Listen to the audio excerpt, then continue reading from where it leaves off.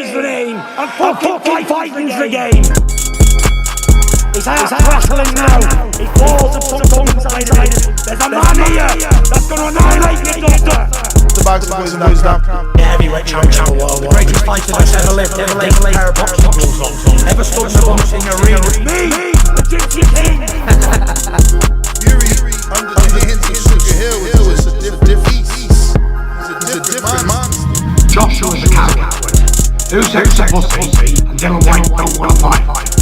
So if you can break the wrong, get your fucking fighting. These are all Kambosos. I'll annihilate the lawyers and destroy you. Submit you. Captain Dinges out. Yuri's too intelligent when he has to box. When he's got to jab. If he holds a handful of stones and throws them at me, he may have a chance to land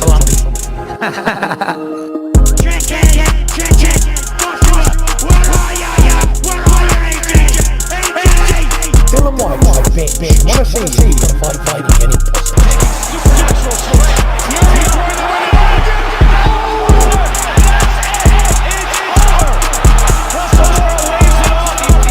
SDS promotion. Smash your face, mate. Not what you can do. All right. Welcome back, ladies and gentlemen, to another edition of the Boxing Voice Radio. I'm your host, Nestor Gibbs, and we are on our Sunday episode where we usually give people crow, but we still haven't figured out the sound bites and things like that. So, we're going to be doing some news and notes and reviewing this weekend's fights. Ring Walk Danny, what it do? What's going on, boss? Another great weekend of fights. I feel like it's probably like the first big weekend of fights in the new year, right? Thurman's a big name. It didn't feel like a big fight weekend. It didn't. I was there obviously for fight week. It did not feel like a big fight week. Not to Vegas standards, of course. But there was, also the Zone show, Matchroom show down in Phoenix, Arizona that we will be recapping and produce some great fights on both ends. Yeah, definitely did. I think like our title states, a star is born. When we're talking about Bam Rodriguez, his fighting style is definitely going to be one that the fight fans will be drawn to. And, man, he's a little bit of a dog, man. I really like what I've seen from him. No, absolutely. And after last night, obviously we have, he is now the youngest current champion in the sport of boxing, right, at only 22 years old. So it was Devin Haney, now Bam Rodriguez. Mm-hmm. Once upon a time it was David Benavidez. Right. I don't think that title, I ain't going to say it don't mean nothing. Obviously, Mike Tyson got it one time, and the younger a person can become a champion, the more skills they're demonstrating because they're doing things earlier than, the people before them. But age is just a number. I want to see what you're doing going forward. Not to say that what he did isn't already enough for today. Like, absolutely moving up 1 or 2 divisions, challenging a well-known puncher, an established champion. I'm impressed, man. I'm impressed. But look at you. You got us skipping around. We were supposed to be talking about Keith one-time Thurman. Should be our first topic. And what we should be discussing if we're going to follow, our little schedule here. But Thurman's back. Bam Rodriguez, the new superstar. Valdez signed and Stevenson hasn't. And then obviously more BS from Kambosos-Haney. But we'll start with number 1, Keith Thurman. Got his much-needed rounds yesterday when he fought Mario Barrios, who decided to move up to 147 pounds. And challenge one time. I guess it was a decent fight in the sense that both men were coming off losses and needed, each other, right? It wouldn't have been unfair to put Thurman in there with like a Crawford, just as bad as it would have been to put Barrios in there with an Ennis. So, last night was needed. From what I'm able to see, Thurman did okay from because I fell asleep. I'm just going to be honest. Danny sent me a link, and it isn't the best. I'll just say that. But I'm just a little bit sad that he got hit to the body and did the same thing again, but then it's bittersweet, right? Because I feel like he's the only one of his kind. Other people get hit to the body and have to take a knee. Either they're forced to take a knee or a stoppage comes from it. Thurman continues to show his craftiness every time he's injured, but that same injury and the same thing I want to give him credit for is the same thing fight fans break him down for, because he seems to show vulnerability. But I'm going to pass it to the man that did stay awake and tried to wake me up a few times. But look, it's a different time zone here. You know what I mean? I'm adjusting. I'm an older guy. That's why we brought up this young 25-year-old, the new blood. But Danny, what did you see in the main event? No, I genuinely felt that it was a pretty one-sided, dominant performance from Keith Thurman, especially the first half of the fight. The first 7 rounds, it was all Keith. I want to say it was the 3rd round where he hurt Barrios, and I'm cheering, and somehow you're still sleeping, and I'm like, this is it. It's over with, right? I'm thinking intrigue was right before 5. Yeah, right. And obviously that wasn't the case. In the 8th, that's when Barrios landed to the body. We saw, I was ringside for the Pacquiao-Thurman fight, and I remember I'm like, did he really just take his mouthpiece out of, and we saw it once again last night. Maybe he is vulnerable to the body. But shouldn't the word vulnerable mean if you hit him, the fight can sway in your way, you can get a knockdown or a knockout? I mean, is he vulnerable if you're hitting him? And yes, he showed signs of pain, but you're not really capitalizing. Well, see, I disagree, because Okay. I felt that it changed, the tide changed there. Absolutely. I felt that after that moment in the 8th round, Barrios started to let his hands go. He was able to catch Thurman a lot more. Did he hurt him? No. Mm-hmm. Right, but he was landing those shots. I know what the scorecards were. I didn't see the official scorecard, so I don't know what specific rounds were given to Barrios, but it had to be 8th or later. Had to, because that's when he was having success in the fight, landing shots. Thurman did what was necessary in order to win. There was a moment in that 8th round where, as Barrios touched him to the body, Thurman's obviously trying to catch his breath, and he's moving around the ring. And Barrios kind of did the Mexican thing, like, come on, let's fight. Stand right here, let's fight. So, I think it was. But that's just egging on the crowd. The person he fighting invented it. It's a race to 7. Barrios needed a knockout at that point. No, absolutely. But like I said, I felt that the fight did change after that moment. It's not like he won that round from that point to the end of the fight. I don't think it was that. But I do think that he probably took 2 to 3 of the last 5 rounds. So the fight did change in a way. Keith did say, I still had some ring rust. I didn't think that was going to be the case. And that's what I said. Remember that he was telling people, I'm getting rid of the ring rust in the gym, or I've gotten rid of the ring rust in the gym because I've been in camp and I'm sparring hard. And I'm like, that shit sound good, but I don't believe that it's true. I don't believe that you can get your timing, maybe timing, but not the ring rust off in the gym. Not the ring rust off in the gym. That's something that you have to go through in the fight, You can't account for that with headgear and 60. And I know Thurman, he does 20s and even 28s. You can't account for that. They make 28-ounce gloves? Of course. Oh, wow. Wilder spars in 28s. Yeah. You can't account for that, because the drop is so much, And then the headgear, a lot of these guys are using that, the bull bar in the front. You've seen both Montgomery brothers with it. Porter always used it. I see Shakur uses it. So it's just different. You know what I mean? No, absolutely, absolutely. And then, being in there in the gym with the caliber of fighter that you'd be fighting at a championship level is pretty rare, right?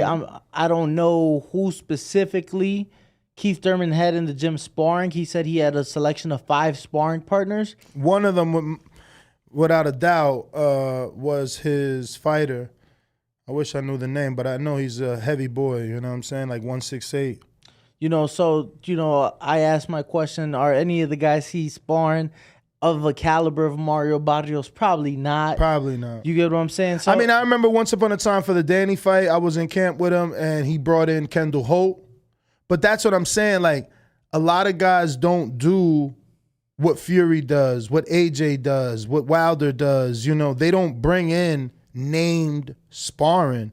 Yeah, they might have sparred some names on the way up as amateurs, but like in their training camp, they're not bringing in this name sparring. They're sparring with what they can get, and that's what needs to be changed for real. You see Crawford, he's bringing in names, you know. People with a name are sparring him. That dude that won yesterday, Jesus Ramos, that looked like a killer, because let me tell you, that fight was underrated. That fight was underrated because I watched that dude. Vladimir Hernandez? I watched him do what he did to Julian Williams. He got 2 back-to-back upsets, so that record doesn't read the way that it should, and that's why this show exists, because someone will come 5 years from now, argue Jesus Ramos' resume, and they're going to go right past Vladimir Hernandez as if he's a nobody, and that dude is a buzzsaw, and he's a problem for a lot of dudes. That dude, had he not lost yesterday, I don't know if Jared Hurd could beat him at 54. And let me tell you something. Let's be clear. He definitely had his moments in that fight. Hell yeah. I think he may have stole a round or two early on. A round or two only? I mean, he did get stopped, but But you're right. He was competitive, man. No, absolutely landing some bombs. Right. It was a very entertaining fight. Wow, it lasted.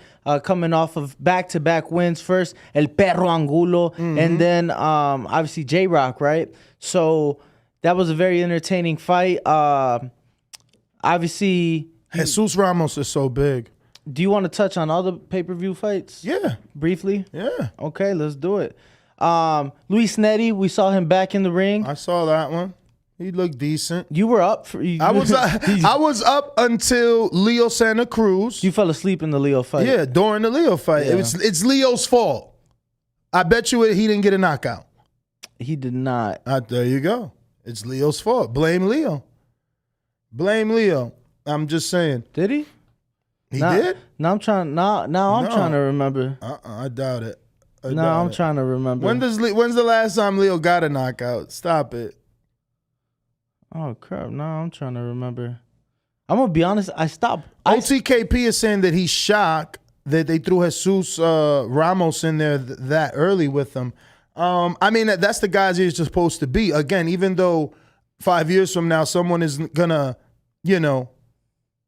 blow past that resume of Vladimir and not know who he is, doesn't mean that Jesus wasn't supposed to step up and beat a dude that has 14-5? A tough 14-5. I think are we good on the connection? I'm getting the spinning wheel of death here. All right. Well, if you're watching this on YouTube, don't forget to hit that thumbs up button. It's going to help with the visibility of the show. So have you pulled up the whole card, my friend? I did. I don't know why it's not showing for whatever odd reason. Are we having internet issues? I know. Are you guys sure, or is it me? Okay, I have it right here. So obviously, Jesus Ramos did get the 6th-round TKO against Vladimir Hernandez. From what I saw, let me double check. One judge gave Vladimir Hernandez 2 rounds, and then the other judge. I guess you were spot on with the 1 or 2. And the other 2 judges only gave him 1 round. So that's crazy, because that doesn't tell the story of last night. Honestly, man, he really fought well, and I wouldn't be mad if they bring him back. And I'm telling you, he'll still be a problem for some people. Absolutely. We saw Luis Netti come back against Carlos Castro, gave Castro his first loss. That was a decent fight. That was a good fight, and Nettie dropped Castro in the first round. And I'm gonna tell you, he probably blew his load a little bit. He had this long flurry. It was like I remember the announcer they were counting. Yeah. It was like 16 unanswered punches, and but unanswered thrown punches. Right, obviously not all of them landed, but I did think Nettie won unanimously. And it was a split decision. Nonetheless, Luis Nettie. I was actually shocked that it was a split decision. Oh, absolutely. I was, because I was definitely up for that fight and watching it, and he kept me entertained. But man, Yuri is so wild. He's been beaten before? Yeah, I mean, he's coming off that loss to Brandon Figueroa.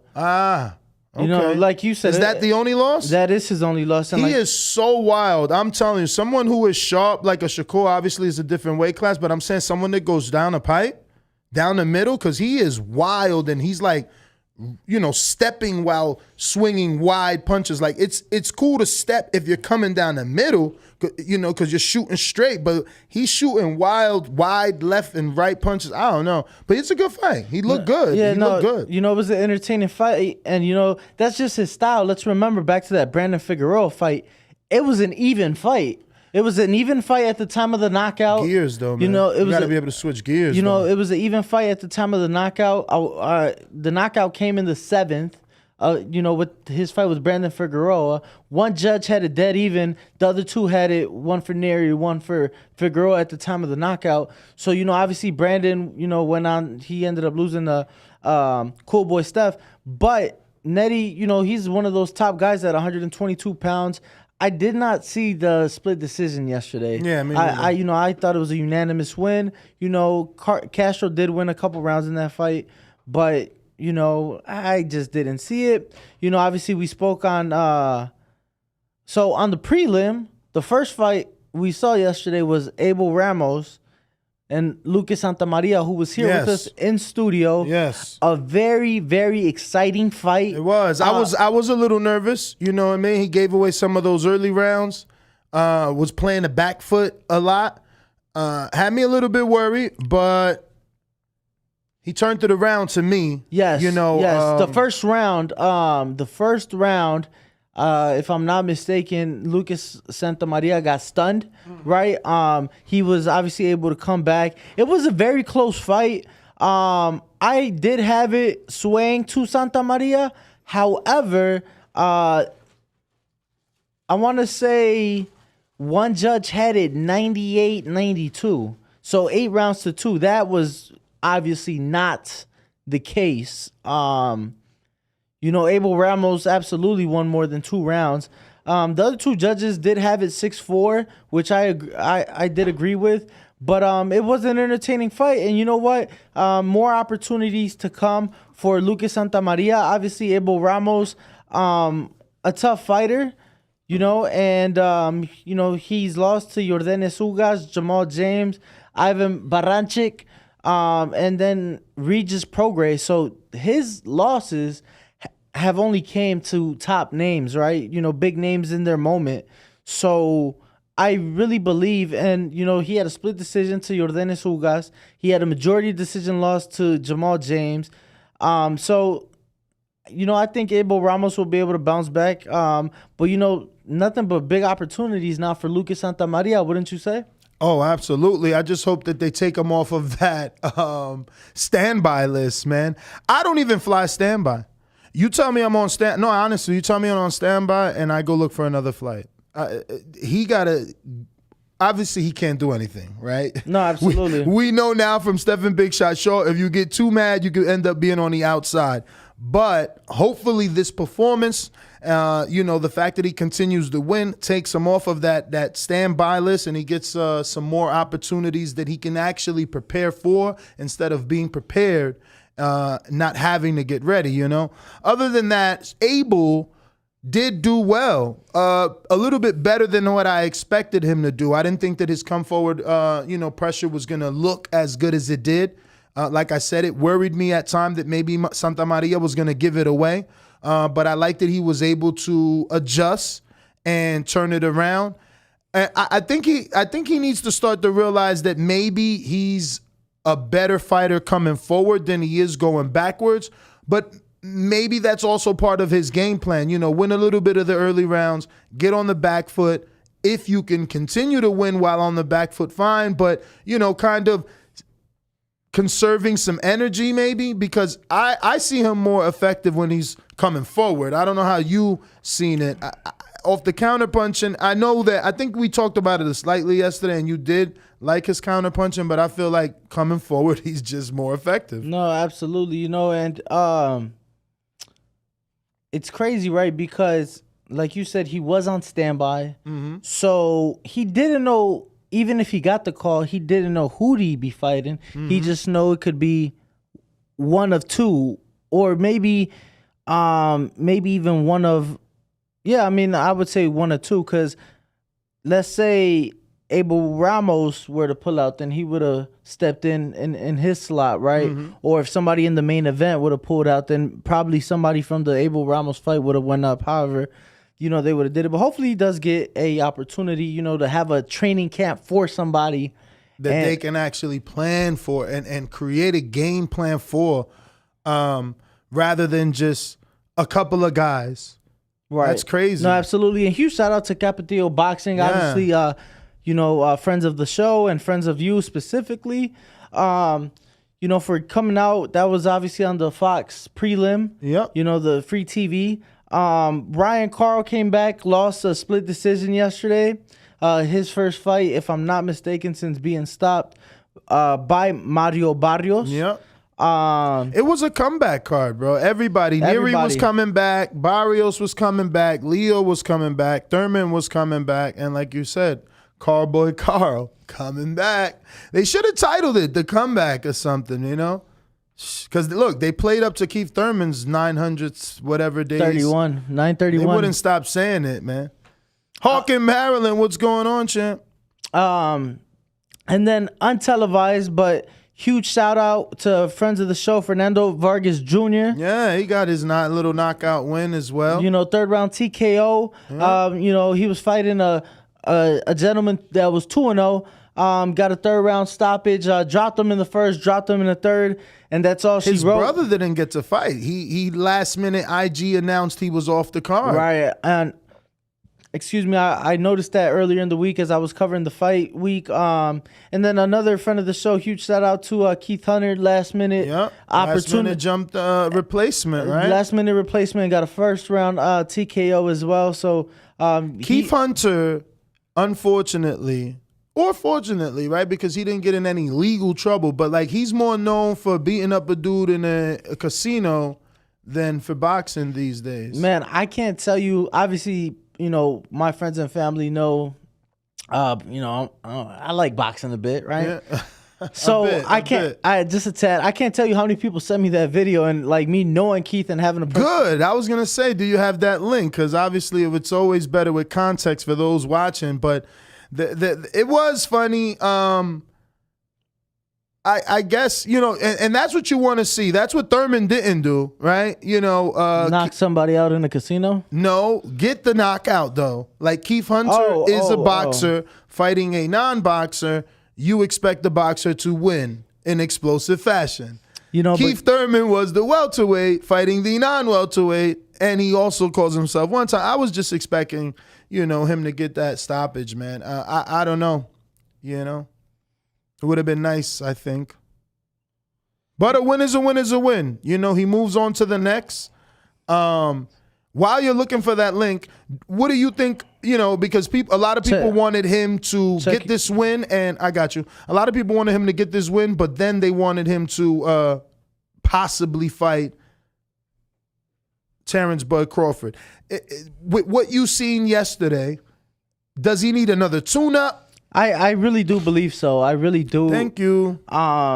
You know, one body shot, which Terrence, he knows how to land them and land them nice. The placement of his body shots. Mm-hmm. Terrence is able to switch so he can land to the left of the body, to the right of the body, down the center.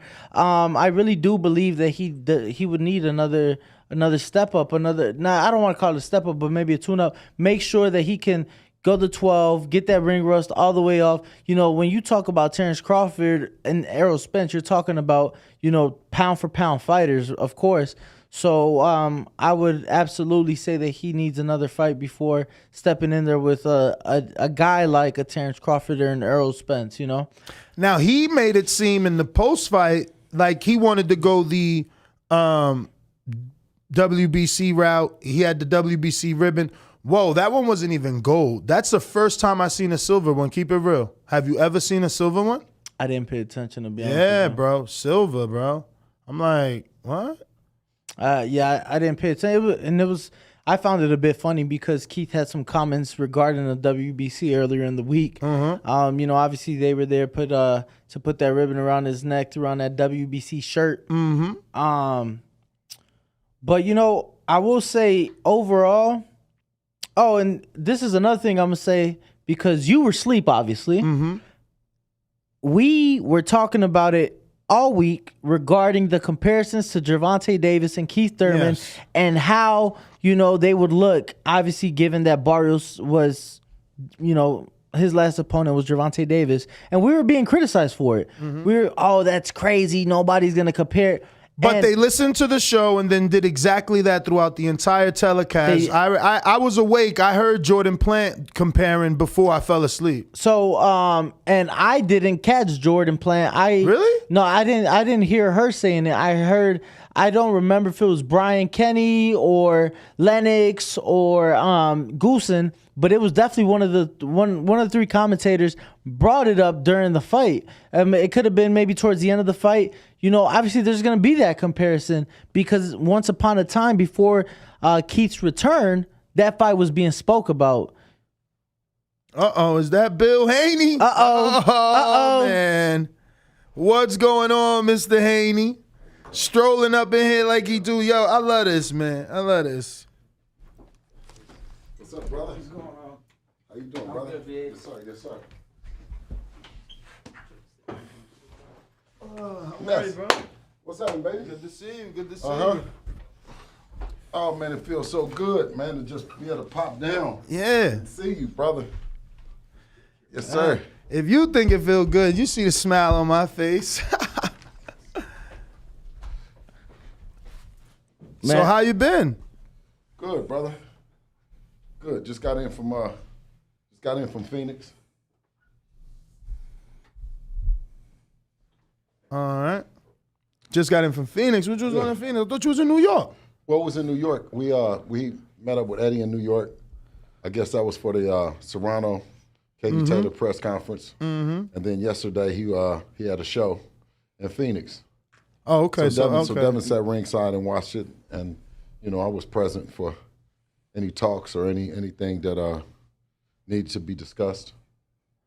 Yeah, man. I'm glad you popped by because obviously we were gonna discuss your quotes, and you know, always good to get it straight from you yourself rather than reading things and trying to interpret it the best we can. But basically, you're saying that, you know, Lou DiBella and Kambosos need to stop the narrative that the fight between Kambosos and your son, Devin Haney, can only happen in Australia. I don't know how I feel about that, though, Bill. I mean, because you guys have said for so long that Australia wasn't a problem. Why is it now that you are looking for other options other than Australia? Oh no, I'm not looking for any other options. We know that DAZN had an opening at the end of April for a show that can happen in Australia, it can happen in the United States, Dubai, or whatever. I just want the show to get on. You know what I'm saying? Like I want to get back in the ring. I know I want to use all the momentum that we have in the lightweight division to finally bring some closure to who the true undisputed champion is. I'm saying let's go ahead and make it happen. What's all this prolonging for and all this playing and all this, you know what I mean, that you need to talk to these other people to get money, the Australian government and businessmen and all these other narratives if you haven't put anything on the table. Now, for those who may be watching and don't know, we're referring to the story that was on Boxing Scene I'm not sure if you've had time to see it, Bill. The interview that they did. Well, with your you. quotes are from the New York City press conference with Amanda Serrano and Katie Taylor. You were asked few questions just from general media, so they didn't have a specific person that he was speaking to. Just that you said these quotes at the press conference. Well, I mean, just like as we sit right here, and you don't need to quote me. You have Alan. Just go ahead and just take a look at it. Alan Joyce compares Western Australia border restriction to North Korea. Okay. So, I get it. I read the article. You're saying that because Australia is down to 50%, why are we even going there? Well, but you're also second-guessing, though. Not only are the fact of that they're down to 50%, but it's actually being, it's like you can't go from California to Nevada, or you can't even go from Houston to Dallas. I know this because I'm watching and I'm looking at the landscape of both America, Australia, and everywhere else. If there was a deal on the table for Australia, and no offense, I think that, in time, maybe this is not the right time for the deal with Australia, maybe later on, but I mean, it's plug and play with this. With Devin and Kambosos, whether it's Devin and Loma, whether it's Devin and Tank, whether it's Tank and Ryan, we have the infrastructure and the places that are being sold out here in the United States every weekend, Saturday and Sunday, So, but can you really do the alleged 50,000 Australians that Kambosos is talking about? Like, that's why he wants to go back to Australia outside of having his victory lap at home. Anybody can say that. I mean, there's not 50,000 Australians gathered anywhere for any event right now in this present time. There's no 50,000 Australians gathered in Australia for nothing. You saw with what happened also with the Australian Open, that it was cut back. But it's a lot of things that's suffering. It's businesses that are suffering. It's hotels that are suffering. It's just the Australian economy. And you can imagine when we were at 50%, can you imagine how many businesses were then saying that they were almost being forced to close because they weren't able to bring in the people? So I said. But what would you need from Lou DiBella and Peter Kahn, Team Kambosos, in terms of like to assure you that the event could go on? Like, I mean, is there something that they can give you, a guarantee? Oh, absolutely. A contract that states that they have a venue that's willing to house this event, or are you guys already dead set on America? Well, we put something on the table that Eddie assured that Devin would be taken care of by DAZN, right, and then that Lou DiBella would take care of George Kambosos and their team. Right, and we would make it happen. I believe that Lomachenko and Aram put the same kind of deal on the table that involved George believing in himself and believing in Australia. If Australia is to do the things that they're going to do, and it's the place, then traditionally you would put the offer on the table for us. You would give us something to think about. You would give us something to think about, and we hadn't had anything to think about. But overall, so let's get this clear for those that don't understand that. Basically, the champion wants to go back home and force the challenger to come, but he wants the challenger's money. Obviously, and it's not in the traditional sense of a challenger. Devin Haney is a champion, but he wants Devin to come to his hometown with DAZN's network money. Well, he made reference to Devin and his jewelry and his chains, and told him that we need to sell. Called him a boy too. How'd you feel about that? Well, I mean, that's just talk.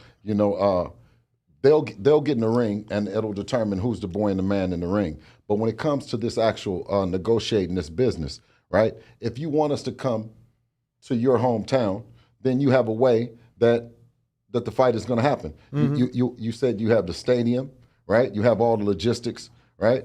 But somehow you don't have the money to pay the fighters.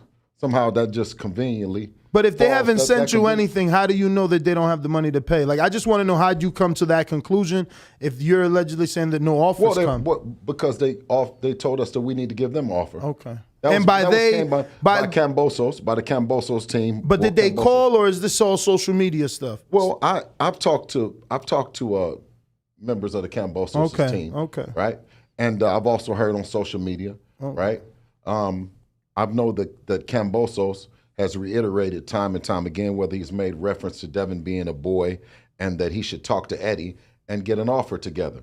Right, similar to the same thing that we said that. Similar to what Aram and Lomachenko said, is that we presented a way through Eddie Hearn to Lou DiBella, a direction in which the thing can happen. And it was discussed that DAZN would then take care of Devin. And Australia, Lou DiBella, Australian pay-per-view, the stadium, and whatever other monies they can derive from Australia would then take care of George. And they don't like that deal. They want some guaranteed DAZN money, is what you're saying? I don't know what else they would want. We saw Devin obviously last night on the DAZN broadcast, right during the Bam Rodriguez fight. He spoke to Chris Mannix, and obviously they were speaking of, the possibility. And Devin made it clear, whatever they've asked, whether it's Australia, I told them yes. Whether it's the vaccine, I've told them yes. I don't know what else. Did you happen to see George Kambosos, the tweet he made a few days ago regarding the fight? He mentioned both your son Devin and Vasyl Lomachenko. Did you happen to see that? You know what? I've seen different things. You would have to. I have it pulled up. If I could just read it to you, really cool. Actually, Ness, you want Send it to the pre-pro. Okay.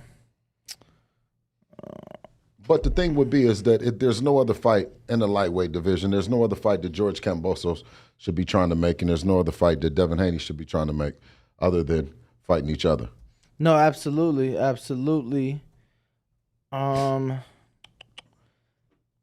Lou DiBella had some.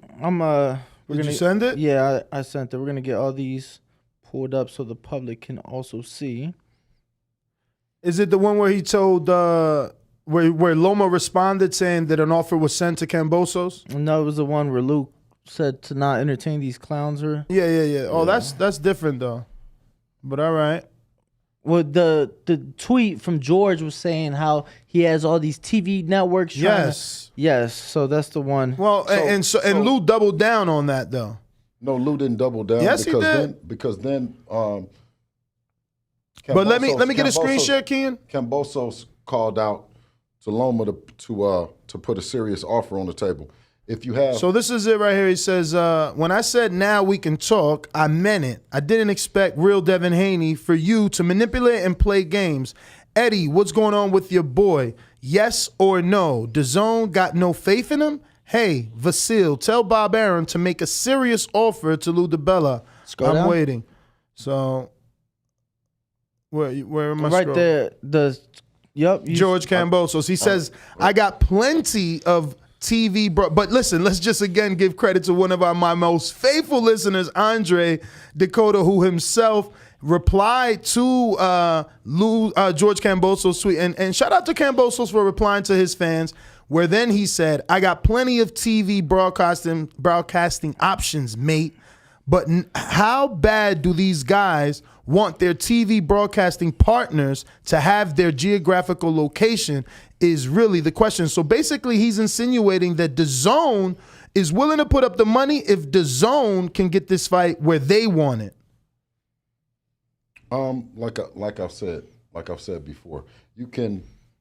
This is a global thing, right? This is a global thing, the pandemic thing, and Devin and George are world champions. Mm-hmm. You fight for world supremacy, and you fight in the best place for the world. Now, I just want you to pull this up because the readers text it to me so I can screen share.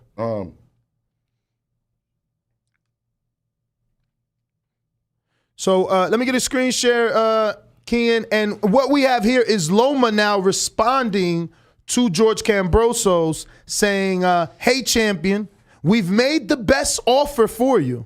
We are waiting for your decision. So, before I pull up yours, I love to ask you what's on the table if what you're seeking doesn't happen. Normally, you give me a few options that end up becoming the truth. And I got to paint this picture for you. We can take this down for a second, Ken. I got to paint this picture for you. I know that you see the Stephen Big Shot Shaw just was on ESPN. I know that you see that Richard Comey refused to fight Devin Haney for a world title and somehow chose to go to ESPN to fight Vasil for no title. I know you see more Lou DiBella fighters getting television time, so I think it's safe to say that there is a possibility that Lou is seeking to continue that alliance, and maybe sending Kambosos to DAZN can ruffle the feathers.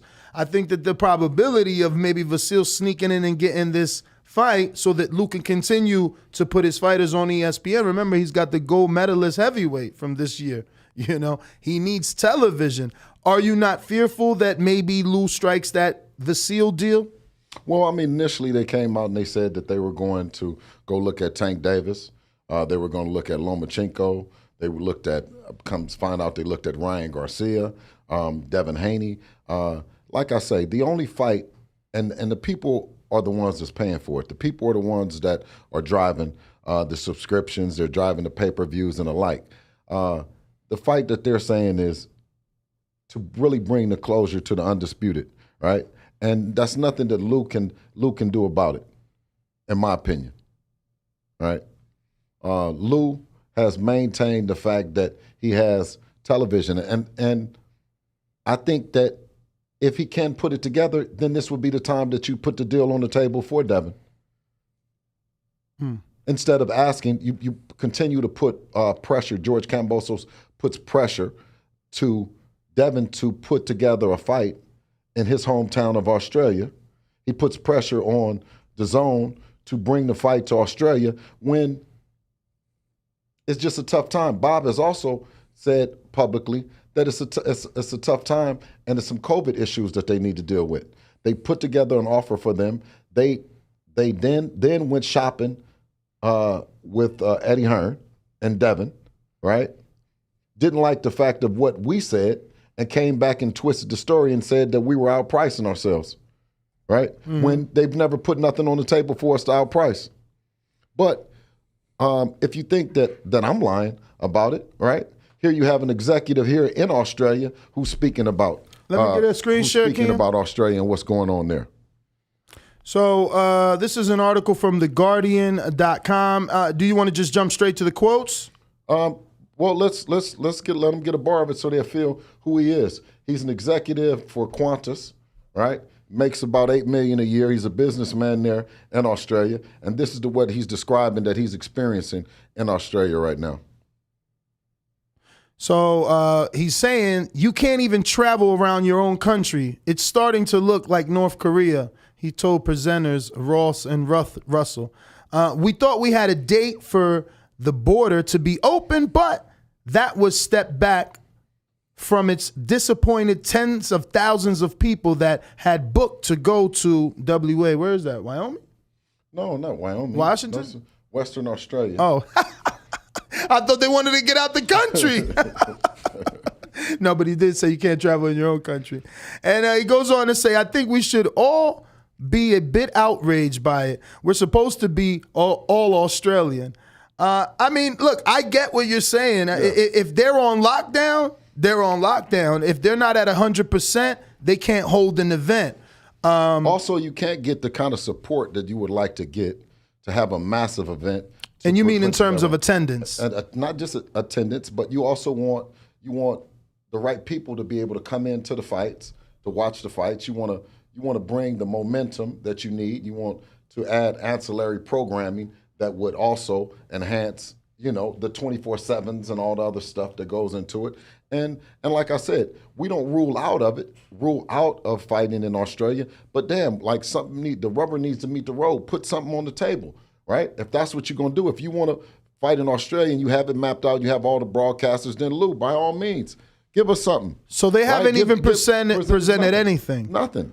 No stadium, no date. Nothing. No pay-per-view package from the Australian TV? Nothing. Nothing. So maybe they don't want to deal with you guys. Well, I mean, the same thing happened with Bob Arum now. As far as Vasil Lomachenko. Or as Vasil. Because, listen, it doesn't take long. We know that we're the second option, right? We know. Why do you feel the second option? Because we're the harder fight for anybody, right?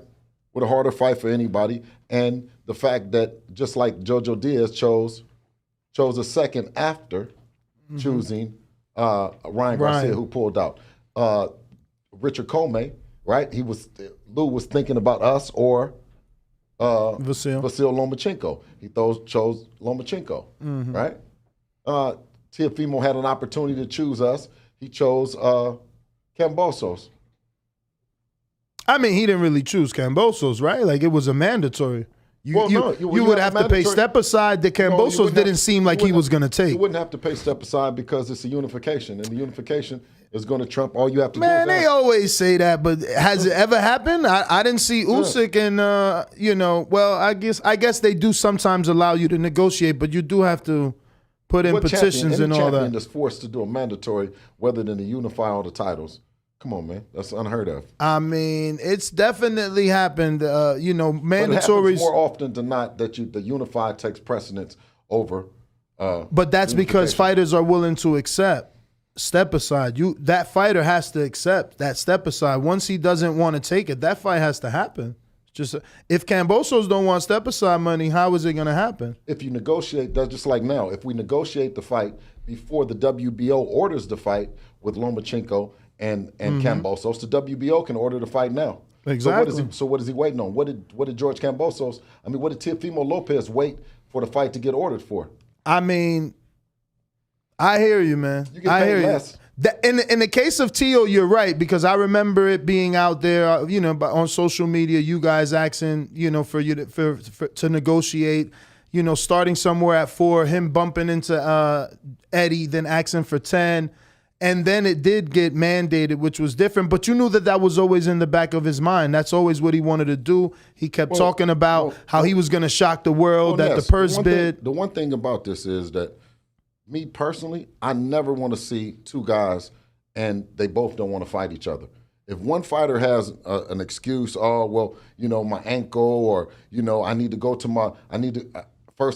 to go get my book bag or whatever it is, as growing up as kids, right? Talking to the mic, Bill. As growing up as kids, right? Who wanted to see a guy fight a guy that had excuses, right? Yeah. At the end of the school year, you want to see the two guys, right? The two guys that claim to be the bullies, claim to be the fighters, fight each other. You don't want to see a guy that doesn't want to fight, right? And same thing with boxing. To me, you want to see the guys that really want to fight, that are doing everything to make the things happen to fight, not the guy that's playing politics. So what is the option? What is the option if this doesn't happen? If they go the Vasil route, like, what does DHP have on the table? We're not looking to have another option right now. There's no reason that this fight shouldn't happen. I mean, right? But we can go to Australia. We can go to Australia and make it happen, right? If they can make it happen, if the logistics and they can do everything and present everything and get everything together. But if not, we cannot say that this fight is not plug and play in the United States. I think the whole object of saying that you got to go to Australia with never doing a show in Australia, right? Never having the support that you're seeking to have, right, was a duck move. They have told him, well, we can go. But now it's month after month after month, right, with nothing. But that's why I'm asking, what's the option? Like, when is your cutoff to get some sort of deal? Like, how long do you let it go on? Listen, we got to stay doing our due diligence to make this thing happen until he's not on the table, till Undisputed is not on the table. Well, real quick, I want to get an intermission here. Keen, if you can go to that audio, and before you play it, Bill, this is our attempt at giving you an award for obviously being one of our best guests from our community. So it was a gifted intro from our producer, Brandon in Houston. Let him hear it. Let's see. Can they play it? You're going to see it on MGM Grand. only one will stand. And Bill Haney, William E. Haney, come with that fight plan. They didn't think six niggas out of Oakland was gonna push up on their ass. The boxingboys.com. Tell the truth to shame the devil that Devin is a bad motherfucker. Come get the real belts, not the same franchise shit. That boy is good. Bill Haney, say his name 3 times, pop up like Hitman. When you talk about that, you talk about one of the best fighters in boxing. SDS Promotions. Like that, man. That was dope. That was dope. Shout out to Brandon in Houston. Man, I get it, man. I know you don't want to put anything out there that the writers can twist, but we can't just let Devin sit out waiting on Kambosos, man. I'm tired of him being second fiddle. You just said it yourself. He's always someone's second option. Right, but like you've heard in so many of those sound bites, that Devin is the best in the world, the best on the planet, and it's a reason why that fighters do and say everything else other than let's fight, other than let's make it happen. Like I said, that it's a date in April, right? I talked to DAZN. It's a date in late of April, right? That's available, right? For U.S. or Australia? For Devin and Kambosos to make it happen. But in the U.S. or Australia? Listen, I heard that they're not even ready. I heard all that gym shit. I heard he's not even ready for April. That's what I heard. Mm-hmm. I reached out to the team, and they said it wasn't no way that he was going to be ready in April. And I said, well, shit, what are all these videos we looking at of him and Devin doing everything? What is it? I mean, they could just be trying to play mind games, right? They don't just because they tell you they're not ready doesn't mean they're really ready, right? Or not. No, 100%. But we ready. We ready. You ain't answered me yesterday. I texted you, man, if you was gonna be in the gym. I got no way. I wanted to see. Because but y'all was in Phoenix. Yeah, we went to Phoenix. That was in Phoenix. That was the only reason. We'll be in there on Monday though. I'll be back, but I'm flying out tonight. When you coming back? Definitely I'll be here Friday. I'm going to pick up that vet. I got to pull up next to Devin in the same one.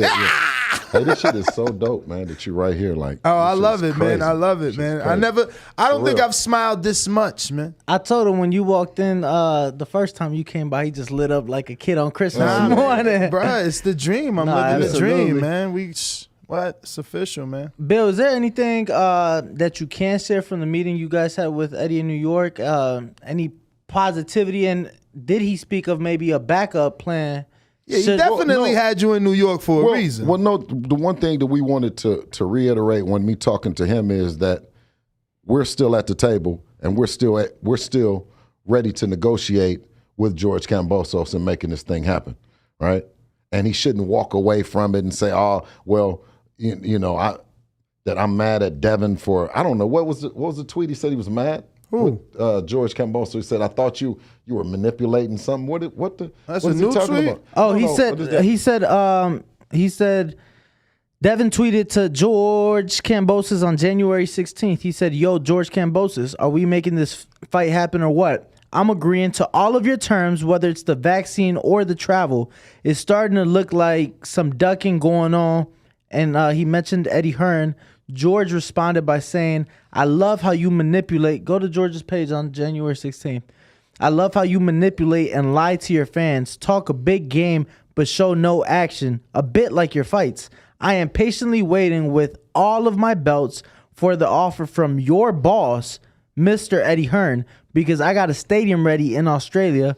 But I can see the excuses already." There's the thing is, he keep saying the stadium as a world champion, right? He keeps saying the stadium. He keeps saying the flag. He keeps saying that because he keeps trying to drive this narrative that the only way that it can fight, the fight can happen is at home. But being a world champion means you fight in the place that can stage in the world. You represent the world, right? And then the contradiction is that everything is supposed to be smooth sailing, right, when making this fight happen there. But then you hear an executive in Australia saying that it resembles North Korea. Now, if we went outside right now and we looked around and we said, "Damn, it looked like North Korea around here,"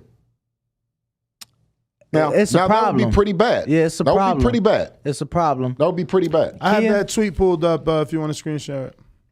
But you still leave the onus on us to make it happen. Bill, now just to clarify, because people like to twist words or change the narrative of things. What you're saying is the only thing preventing Team Haney from traveling to Australia for that fight with George Kambosos Is an offer. It's an offer. The offer. It's an offer.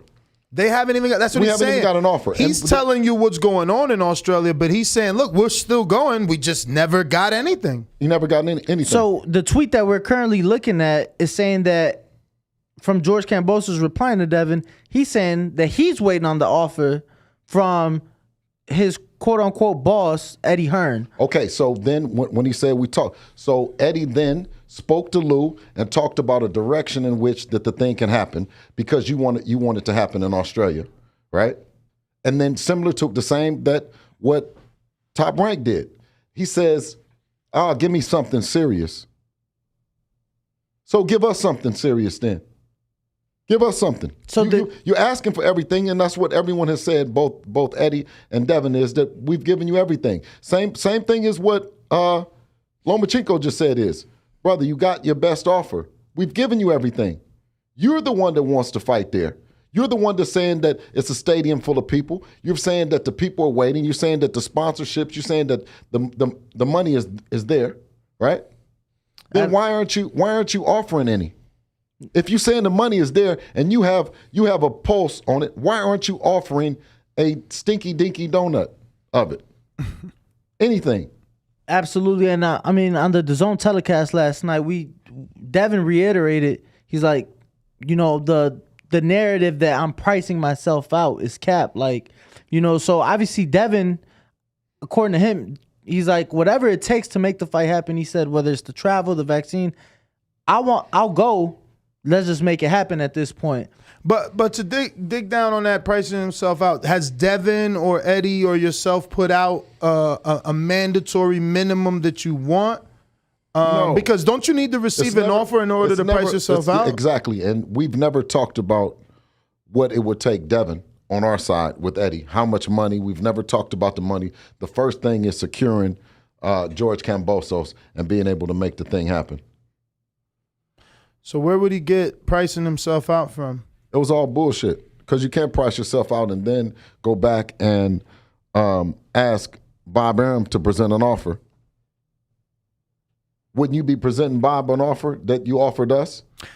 That's what I'm thinking about. When you think of the Jeff Horn fight, the reason he brought it there is because he'd have been showing that he'd been, putting on events in Australia, and I don't know. I don't want to believe that Bob would have sent Pacquiao over there on Top Rank money.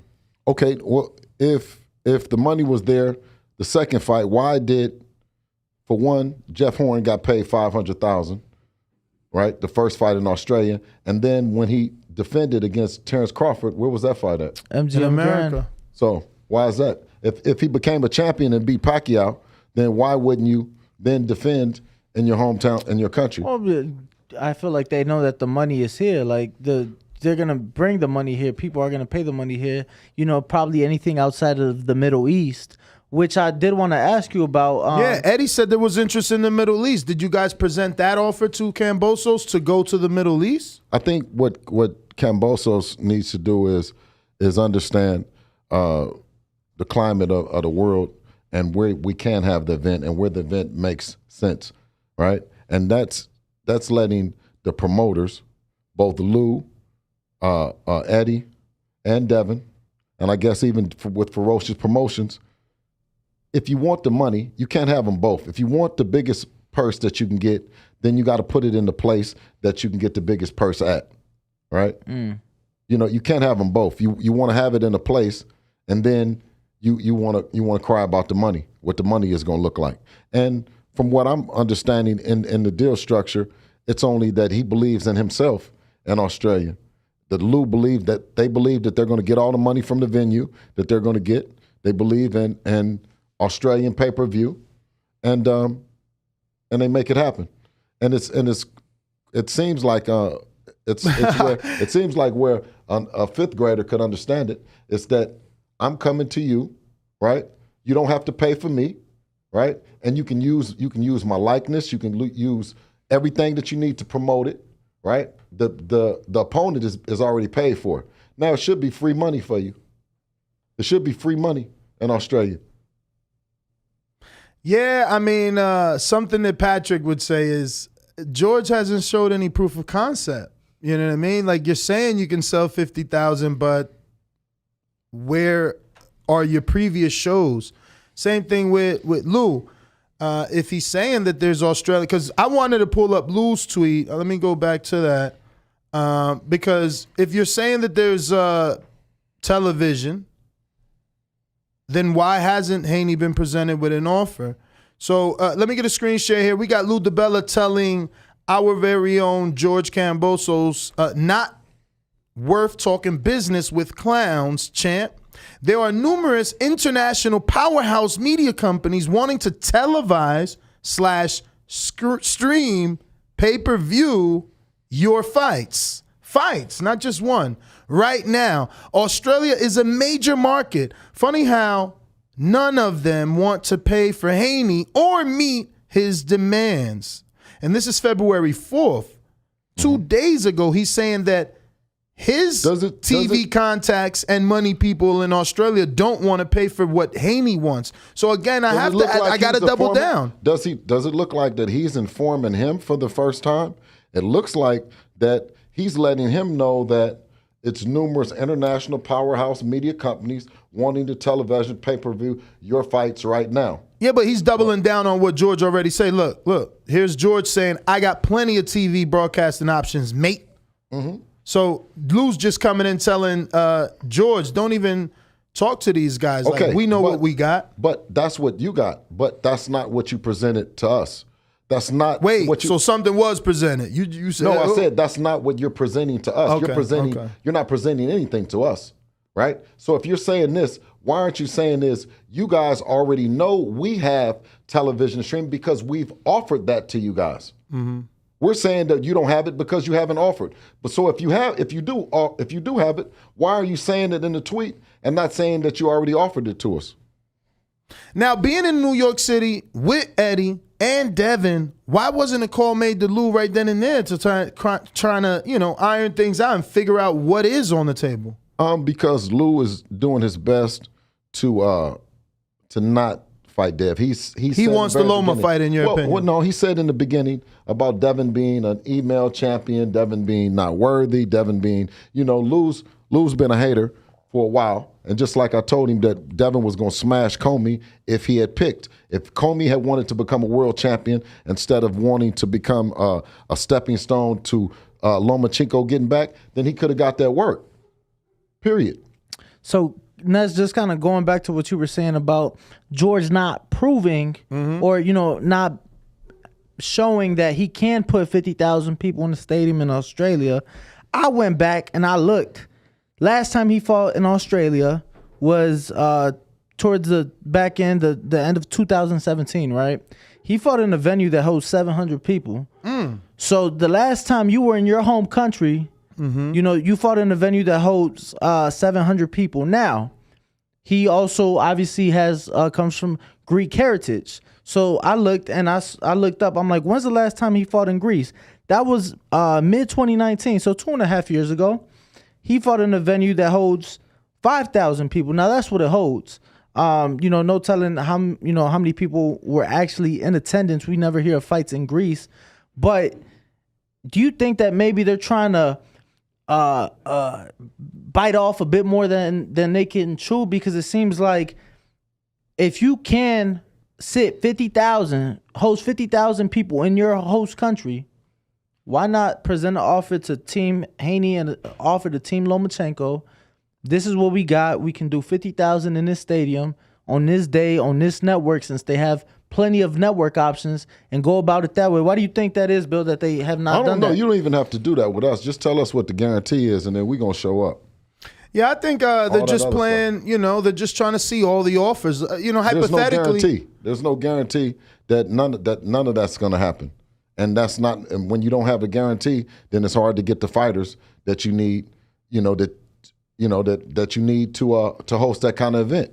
You need the guarantee. And Eddie Hearn and DAZN has been putting the guarantees behind Devin's last 6 fights. So it's no reason for us to believe that they're not going to put no money up, right? Yeah, that's what I said. When I seen Kambosos tweet about get the money right or they don't believe it, I'm like, what is going on here? Like, last I checked, Gamboa got paid handsomely. It was made public that Joseph Diaz got more than what he was going to get to fight Ryan. So the narrative that there's no money when you fight Devin is crazy. Bill, I think. Ooh. That's Sean and Bella. But yeah, man, I just think that narrative is crazy, man. But I don't know. I wanted to hear a backup, man. Normally you got a backup. Normally you got something there. Normally you give me a backup. Shit. Give me a backup. What's the backup, Danny? To me, the backup, truth be told, since George and Lou are saying, you can't entertain clowns. To me, the backup should be. Well, no, I think when he said clowns, he was talking to the person that George was directly tweeting to, which was one of our listeners, Andre. Well, regardless, if they don't want to send the offers, right, for your 50,000 fans in Australia and all your networks that you got, you don't want to send the offers. Vasyl Lomachenko is number 1 in the WBC. Oh, so you're saying neither one of them fight George and fight each other? Why not? I just think that's going to require Bob. Or rather, Devin. They're gonna want Devin to fight on ESPN. Bob has that deal. I don't know. Well, he did let Ramirez go over to DAZN, right? And the Campbell fight it was ESPN or DAZN when it was Vasyl. No, the Campbell fight was on. That was on DAZN. Oh, okay. Wow. Yeah, it's an opportunity for both networks to host, to have each fighter, and it's streamed on both of them. What? Devin and Devin. The fight is on DAZN and the fight is on ESPN. If Devin fights Vasyl, why not? It's an opportunity. I mean, anything can happen. I'm making a face because they're both in it for subscriptions. So I don't know. Right. I mean, if they're both in it for subscriptions, it's like you could look at it. The networks could look at it like, okay, you back your fighter, we'll back our fighter. DAZN push Haney. In that fight, ESPN Plus, they pushed Lomachenko, how they've been pushing Lomachenko, and it's like you could do kind of like a co-promotion thing and make that fight happen. Because it's like, who else? Vasyl Lomachenko's number 1. Why not do it? I just don't get why Vasyl's getting opportunity. So Vasyl gets an opportunity from Kambosos. If that doesn't happen, he gets another opportunity from Haney. So who do you see? Who do you see? I mean, look, I guess I'm just the resident fucking Loma hater. I feel like he's get this easy path, bro. Well, but who do you see? Who do you see? To me, normally you have I would go with Tank, but I know that Tank is fighting Rolly. They're saying Rolly maybe March. To me, it's just the most logical one, right? They showed up to the WBC convention. Carl Moretti, Igis Klimas, extremely happy that they petitioned for that franchise status. You see people like, oh, it doesn't matter. He would have beat Devin easily, even though he had the opportunity to take that fight and chose to go a different route. So now let's see how easy it would have been for those who say that. He's number 1 in the WBC rankings. He just got off what people are saying a spectacular performance. He did look good against Nakathila. And Comey. So back-to-back spectacular wins, right? They saying Loma's back. They're saying he's for those people that say that, he's number 1 in the WBC. Make that fight happen. Number 2, only person Comey beat ever was Ray Beltran. I mean, it could be argued that he beat Robert Easter. We would have beat Vasyl Lomachenko had he opted to fight us when Devin was the interim champion. We'd have beat him then, and we'll beat him even worse now. What do you think of a fight with Isaac Cruz? I mean, he's number 3. He's number good. He's listen. Yo, that's another dude that's turned into a dog. Take nothing away from the lightweight division is full of talent. Lomachenko is a bad boy, right? And Isaac Cruz is a hell of a tough, rugged fighter, right? You got Tank Davis, dynamite in both hands. Right, you got Kambosos, the Miracle Man.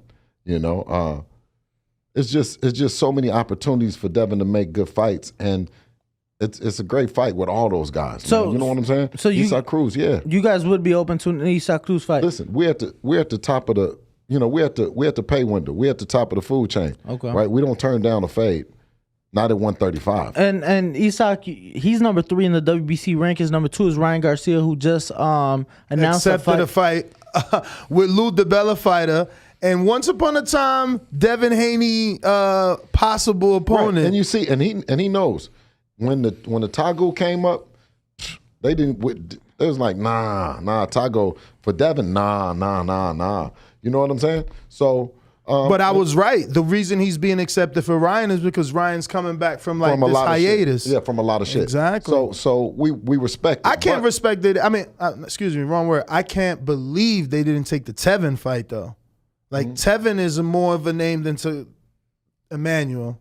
Oh no, absolutely. But Tevin presents a lot of different problems that, and a wealth of experience as well as athleticism and defense and stuff that. The Tago won't probably bring. But Tago's a good fighter, right? He hasn't lost in a long time, right? So if you're coming back from something, that's the kind of fighter that you would have, I guess. I guess that would be a good fighter. Good fighter. That's what I'm saying. I don't think it would have been the right choice for Devin at that time because he's already the champion, Yeah, but if Devin can't get, and that was the thing that me and you spent so much time talking about, like, those right fights before the big fights.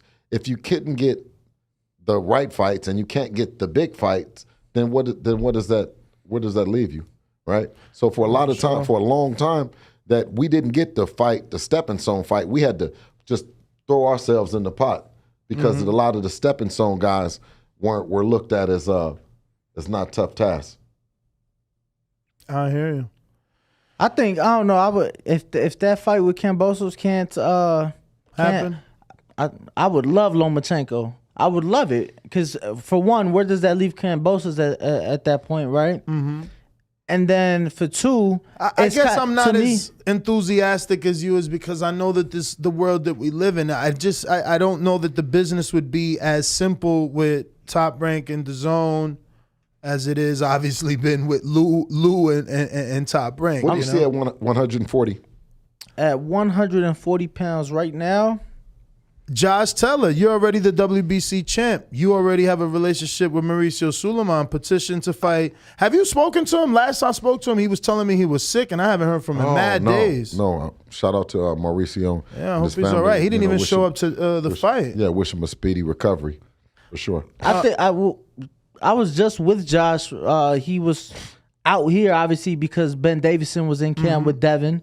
So that you know what? Thank you for reminding. That won't happen. Right, but Ben ain't letting that happen. But I know Josh was basically saying after his defense at home against Catterall, everything he was saying was hinting at that's it at one. He's like, I'm undisputed. What else do I have to fight at 144?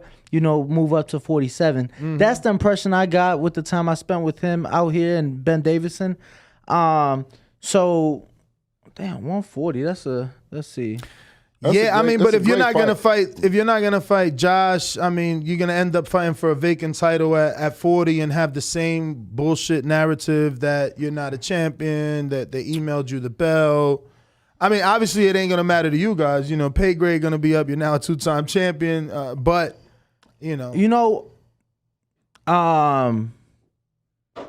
Ramirez, another top-ranked fighter. I mean, you got Ramirez and Cepeda. Cepeda 1, Ramirez 2. William Cepeda is too much of a threat and not a big enough name, bro. Nobody knows him. Who's the last dude? Jose Cepeda. He's the one. No, I'm talking William with Golden Boy. No, I'm talking not Jose. Jose already. I mean, he's good, but Well, the reason I said his name is because he's number 1 in the WBC rankings. Wow. What was? He is coming off. I think he just had a win, right? Yeah, he had that knockout win against former Mayweather fighter Josue Vargas. Yeah. He just starts Josue Vargas. What about Regis Prograis? That's a good fight. That's a good fight. What about He's Regis? with Pro Bellum too, but don't Regis got a fight? I mean, that's a good. He has a 2. Oh yeah. I talked to Eddie about Regis as well. What's going on with Mikey though? Regis, I think is Regis moving up to 147. Nah, from what last interview I seen, he made it clear like he's good at 140. Yeah, that might be definitely a future fight right there. That'll be a good one. Devin and Regis. What also in the WBC rankings, he's coming off his career best win. Sandor Martin just got done beating Mikey Garcia. He's in the top. He's number 4 in the WBC rankings. He's just as known as William Sabetta.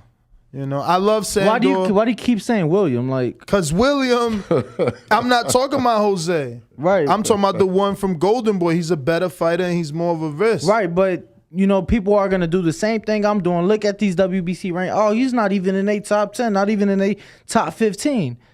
All right, but he's still less known. That these guys are not known like Devin Haney, fucking Sandor Martin. Again, unless the Zone is gonna put heavy marketing dollars into showing that Sandor got this upset over Mikey on the Zone and try to make him. Yeah, but since then they haven't even fucking interviewed him on the Zone's own television or shows or anything. Well, I'm just thinking, obviously for Bill Haney to bring up, possible opponents at 140 pounds, they're not gonna go up there to not attempt to win a title, right? So if Josh Taylor does vacate or does move up as expected, I don't even want to talk about 140 because it's sad, man. If you have to move up and vacate because they don't want to, because 3 champions don't want to fight. We could probably go up to 140, have a real fight, right? With a fighter like Regis Prograis, who's a boss, right? Who's a former world champion. Right, you got Mikey Garcia, another boss, former world champion. No different than you had with Jojo Diaz, who actually told Golden Boy them when the Ryan Garcia fight fell out. He said, "Yo, give me Haney." Right, you got Jorge Linares, another boss, former world champion. Right, and you have Gamboa. So we look to fight guys that can tell the promoter what they want to do and not hide behind the promoter. Right, so immediately I lit up with Regis Prograis, and not that Regis Prograis, he's a solid fighter. He's a dog. If we're picking anybody, I probably out of all of the guys that we mentioned, I lit up about the toughest guy in Regis Prograis. But I also light up about him is because I know that he just made a move over there to Pro Bellum, right? And Pro Bellum and Eddie and all of them kind of have a good working relationship with. You know what I mean? So, yeah, that sounds about right. Yeah, I don't mind the Prograis fight. And like I said, he's with Pro Bellum. And my friend, William Cepeda's at 35, all right, champ? He don't know what he's talking about. We was talking about fighters at 40, though. Oh, yeah, you're right. This guy. And so the only issue with Prograis, obviously, is that he is fighting but that's March 19th. So then realistically speaking, the Zone date doesn't work. Well, forget not even the Zone date. He wouldn't even be able to turn around to probably mid to late summer. No, that's what I'm saying. The date that's available for Devin doesn't work. So I mean, what do you? Sandor, it's back to Sandor again. If they can push the Sandor upset win, it happened on the Zone.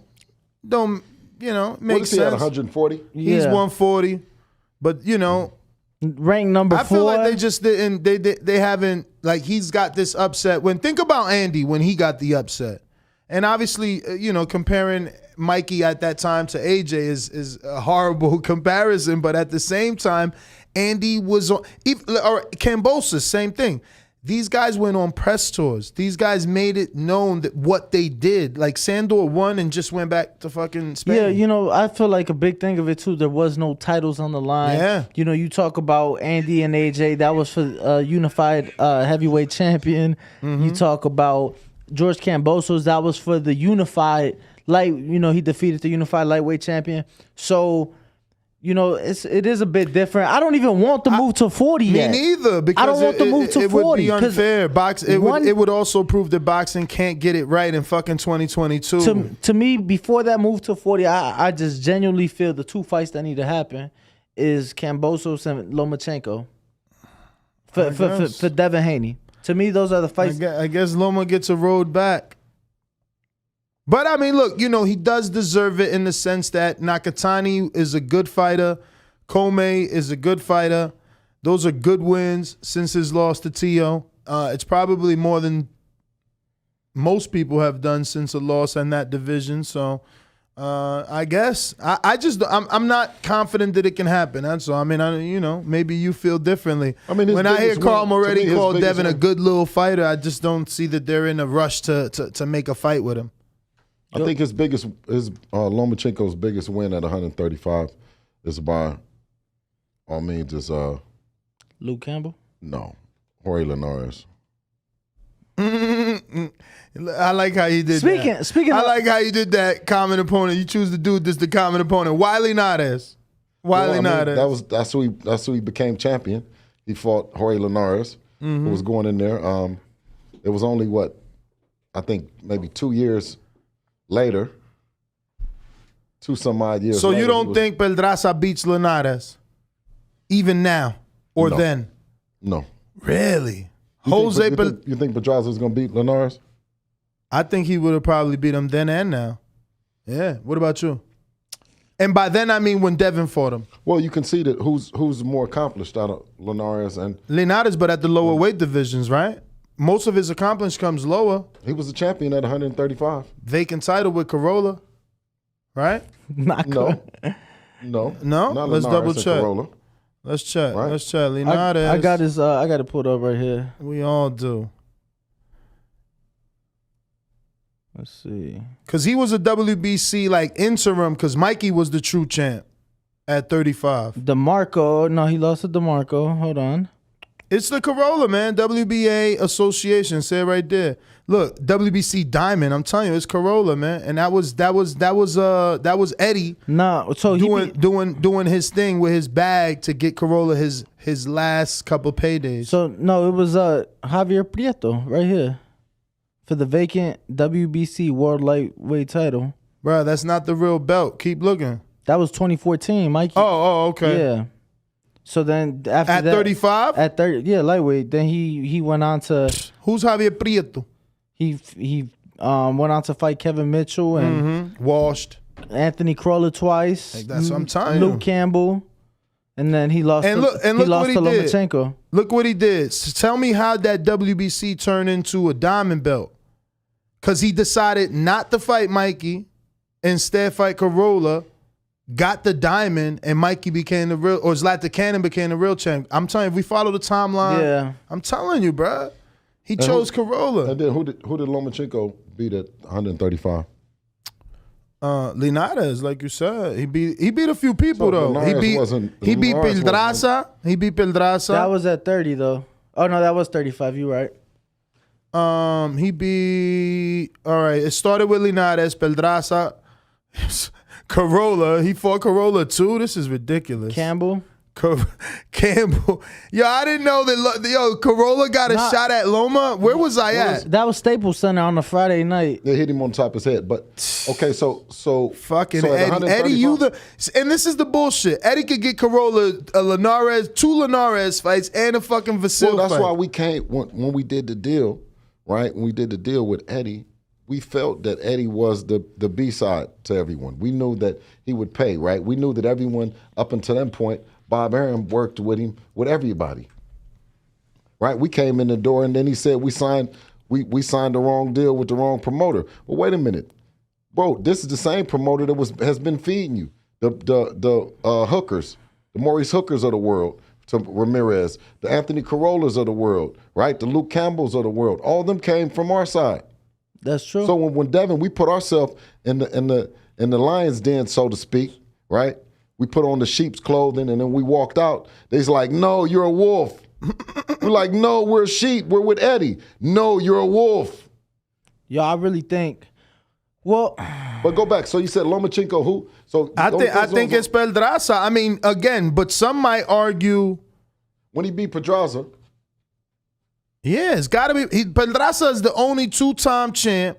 I know that Linares is a 3-time, but we've already went through who he's won his belts from. Like, he won a belt from Corolla and a belt from Prieto. That's 2 times. Find his other time. so Pedraza, was that after Tank? yeah, that was- So but he beat Lomachenko- Beltran for his belt. So Lomachenko beat Pedraza after Tank beat him. Yes. So the best fighter on Lomachenko's, The best fighter on Lomachenko's is a fighter that Tank knocked out. At 35, though. But Lomachenko, see, you can't single Lomachenko. At 30. No, what I'm saying, that the biggest win for Lomachenko is... At 35, yeah. Yeah, 35. But he lost at 30 But I don't think it's fair. Yes. But I don't think it's fair for you to say the biggest, because Loma's resume is more about the entirety and the time that he put it together. Pedraza, who did Pedraza beat at 35 to be something? He beat Beltran, I believe, for the world title, right? It wasn't a world title. It was WBO, man. I thought Richard Comey beat Beltran for the title. Who did Pedraza beat for the belt to become 2-time?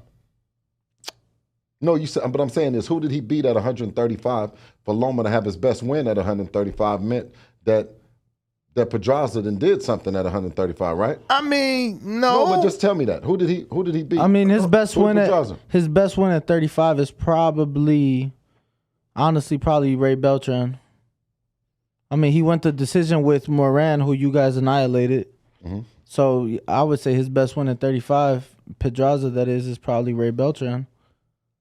And that was the fight before the Lomachenko fight. It was for the WBO too. Why y'all making me look like I'm wrong? He won his second belt versus Beltran for the WBO. I told you that. That was after Beltran had about 5 losses. I mean, you know. Yeah. See, I mean, so that's what I'm saying. So you can't justify all the shit that he did at 135, or you can't justify, why we look at him the way we look at him. But then right? we look at Lomachenko the way we look at him because he ain't fought no fucking body for us to look at him like that. But Nakathila, and so just like I said before, if Lomachenko can get it now, we can fight Lomachenko. We could have fought him then like we can fight him now. But we look at it because of what we're saying. Because the fighters that he didn't fought, the fighters that we didn't fought, the things that we think that he didn't did, right? We don't look at Richard Comey the same way that you guys looked at him. We wanted Richard Comey before he did. So when he got Richard Comey, that's nothing. That's nothing. Nobody that he's fought, that he's beat, right? That we look at it and say that we couldn't beat or was going to give us a hard time. So I only get kind of a little bit when we come back to, first I'm talking about George Kambosos, right? And we talking about making the undisputed. So then we start talking about Lomachenko, right? Well, if George Kambosos ain't it, and it's Lomachenko, then it's Lomachenko. But we're not going backwards.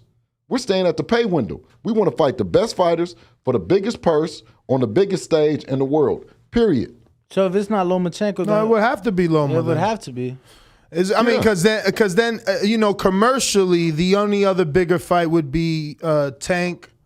Well, I think Tank would be the bigger fight in general, but it would be Ryan then the only other fight that's like commercially bigger. Yeah, but than that. We're talking next fight. Both those fighters you just mentioned already have fights lined up. Yeah, and that's why I'm saying if you take Loma, you leave George with nothing. If you don't want to fight for undisputed, I mean Isaac is like if you can't get Loma, I guess Isaac is in a bad option. And it's a common opponent with Tank. Bill, so what would you say? Because obviously you were just questioning Loma and how, he beat Pedraza after Pedraza lost to Tank. What would you say to the people that say, well, Devin beat Linares after Loma beat him? No, we took Linares after nobody else would fight us. We took Jojo Diaz after we couldn't make nothing else happen, right? So right now, and I'm saying is that we're vocally to everyone and saying is that we don't have an opponent. We're trying to negotiate with George Kambosos. He says, what's the other option, right? There isn't any option, but we will fight anybody. Mm-hmm. You know what I mean? There's not no option because I don't want to say, okay, well now, but we're already negotiating with this other person, so we're not wholeheartedly in good faith trying to do everything we can with George Kambosos. That makes sense. I wanted to ask you because two of Devin's past opponents will be in the ring here later this month, and Zaire Abdulayev and Jorge Linares. Just wanted your thoughts on that fight really quick. Obviously, Devin won the interim title against Abdulayev in New York, which obviously then he was elevated to world champion once Lomachenko and his team petitioned for a franchise. Just wanted your thoughts on that fight.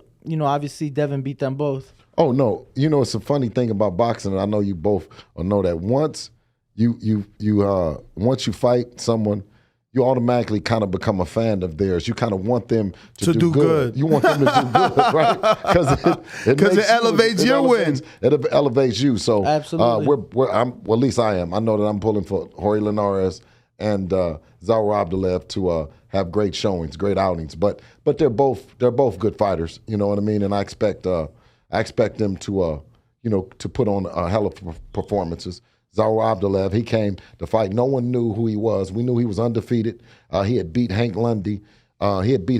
So vicious out there in Russia that we knew that he had that dog in him that Devin was going to have to, keep him under control. So shout out to him and good luck to him and his team. Egis Klimas represents Zaur. I was going to say he must have some money because other than Haney, he gets everybody to come to Russia. Right, that's that good team of Egis Klimas. And he's just coming off of his Latikanen win too. Yeah, the federation, they do a great job with their fighters.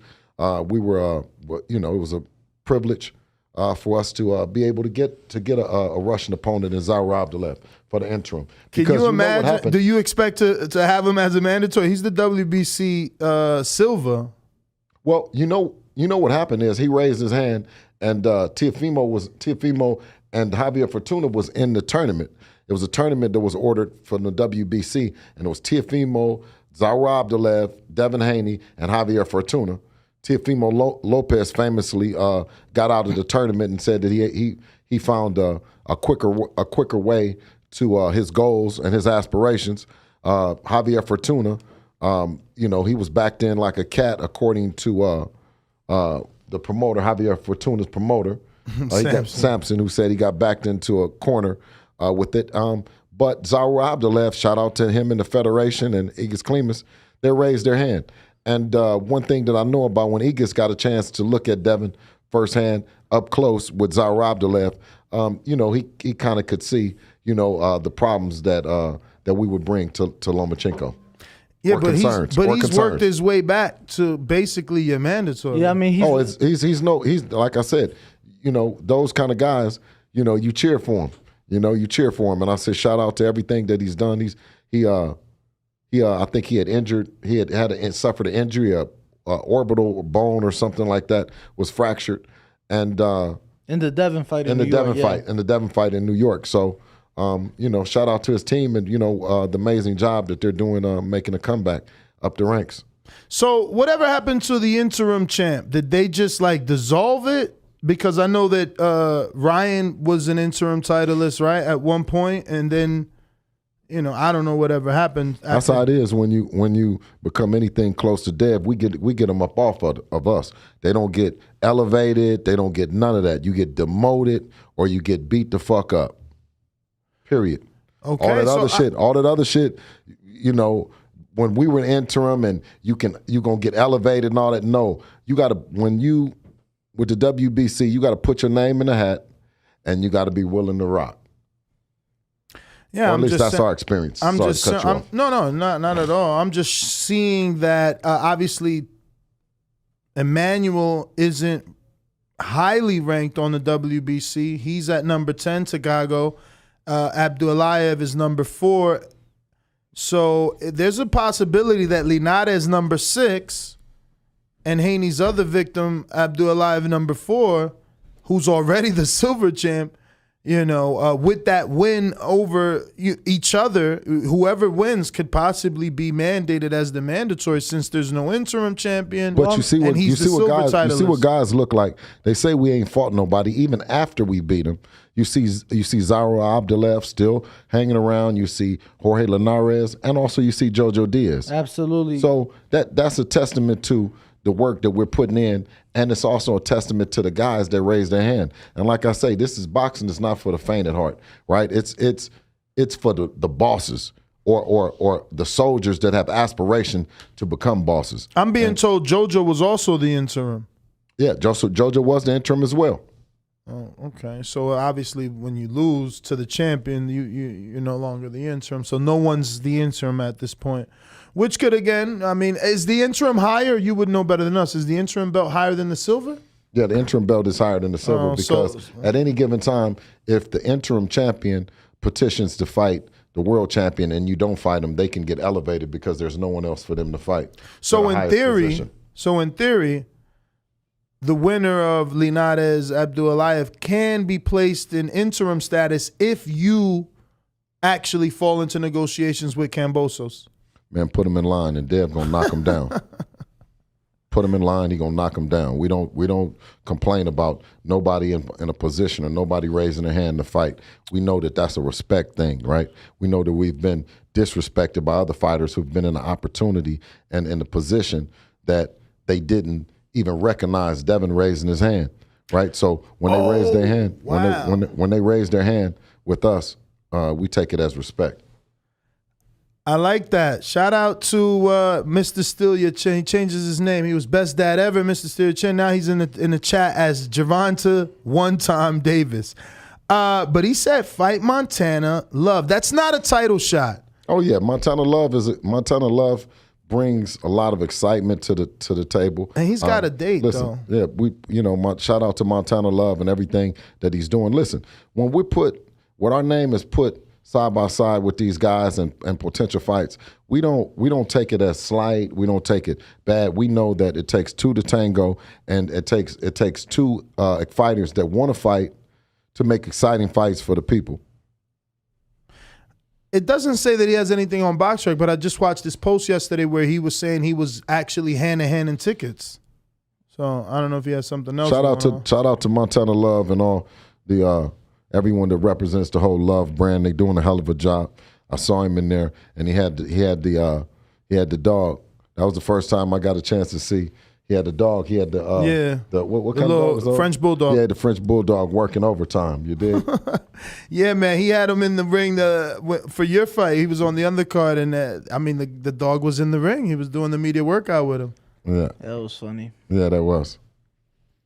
I don't know, man. I want Lomachenko at this point because he's the best option available, and you know. I mean, if he's good enough for Kambosos, then he might as well be good enough for Haney, right? Because that's who Kambosos is negotiating with as well. And then obviously, if you're Devin Haney, if you're Team Haney, that's your opportunity to prove why he chose or why his team chose to petition for franchise status. And and it's just the biggest other fight. I mean, outside of Tank, Vasil is very recognized. I just feel like Eddie and Bob doing business is a lot more likely than Eddie and PBC. Well, they've done it before, like he said, with Corolla, with Campbell. With everybody. And Ramirez. A number of people, man. Yeah. The thing is, are they going to want to do it with that good little fighter, Devin Haney? That good little fighter, isn't he? Shout out Carl Moretti. Shout out Carl Moretti, man. Man. Well, Bill, man, we don't want to take too much more of your time. I see you brought the kids with you. Look, I tell you guys, man. I tell him all the time, but I don't know if I've ever said it on air. But man, this guy is like the best dad ever. He makes me want to be a better dad. Look, I thought you popped in. Next thing I know, the kids are here too. You never without them. That's amazing. Shout out to little Sean Haney doing this thing on the tennis court. Yep. We just had a tennis tournament. We come up short, but it was his first tournament, and he was in there, and I mean he was fighting. He was fighting. I think it was 6'4", right? But he had opportunities that he could have taken it down in the sudden death. But we got some things that we saw that we can work on, and it was his first tournament, and I'm so happy and proud of him. Yeah, man, I'm proud of you being here and always popping up. You make me so happy, man. I thank you for always coming through and giving us, the real, man, because there's a lot of quotes out there and a lot of sources, but we always get that Devin Haney information from you, and we appreciate it, man. You want to go to an intermission? Absolutely, yes. All right, so the only longest intro I have is the one that I sent you. I go with the first one, I guess, and just loop it so we could do this photo op. I can loop the Haney song. I didn't hear it. Oh, I love it. Watch your headphones. Yeah. Watch your headphones. You're going to see it on MGM Grand. Only one will stand. And Bill Haney, William E. Haney, come with that fight plan. They didn't think 6 niggas out of Oakland was going to push up on their ass. You dig? TheBoxingVoice.com. Well, tell the truth and shame the devil that Devin is a bad motherfucker. WBC lightweight champion of the world. Come get the real belts, not this ain't franchise shit. That boy is good. Bill Haney, say his name 3 times, pop up like candy, man. When you talk about that, you talk about one of the best fighters in boxing. SDS Promotions. You're going to see it on MGM Grand. Only one will stand. And Bill Haney, William E. Haney come with that fight plan. They didn't think niggas out of Oakland was gonna push up on their ass, you dig? TheBoxingVoice.com. Well, tell the truth and shame the devil that Devin is a bad motherfucker. WBC lightweight champion of the world. Come get the real belts, not this ain't franchise shit. That boy is good. Bill Haney, say his name 3 times, pop up like candy, man. When you talk about that, you talk about one of the best fighters in boxing. SDS Promotions. You're going to see it on MGM Grand. Only one will stand. And Bill Haney, William E. Haney come with that fight plan. They didn't think niggas out of Oakland was gonna push up on their ass, you dig? TheBoxingVoice.com. Well, tell the truth and shame the devil that Devin is a bad motherfucker. WBC lightweight champion of the world. Come get the real belts, not this ain't franchise shit. That boy is good. Bill Haney, say his name 3 times, pop up like candy, man. When you talk about that, you talk about one of the best fighters in boxing. SDS Promotions. Shout out Bill Haney. Shout out DHP Promotions. Thank you for stopping by and giving us another great interview and obviously the information necessary to put some fire under Lou DiBella. Lou, why no offer? Brandon, contact Lou DiBella, get him back on the show via Zoom. It's time to get this popping. Schedule him for Friday. Kian, what time is the live fights on Friday? 6 p.m., which means 9 Eastern. So if we start early, No, I'll be here before Friday, so schedule him for the morning show Friday, without a doubt. Matter of fact, so we got a fucking budget now. Tell him we'll fly his ass out and get in the studio so he can't escape the fucking the pressure that I'm about to put on his ass. All right, but moving back to our daily topics. Kian, do you have any of the lines open? You have no caller lines open? I don't know if you guys have. Blog Talk's not on, but the Skype is. We have the Skype, but not the Blog Talk. Blog Talk is scheduled, though. You just have to log in. I'll pull it up.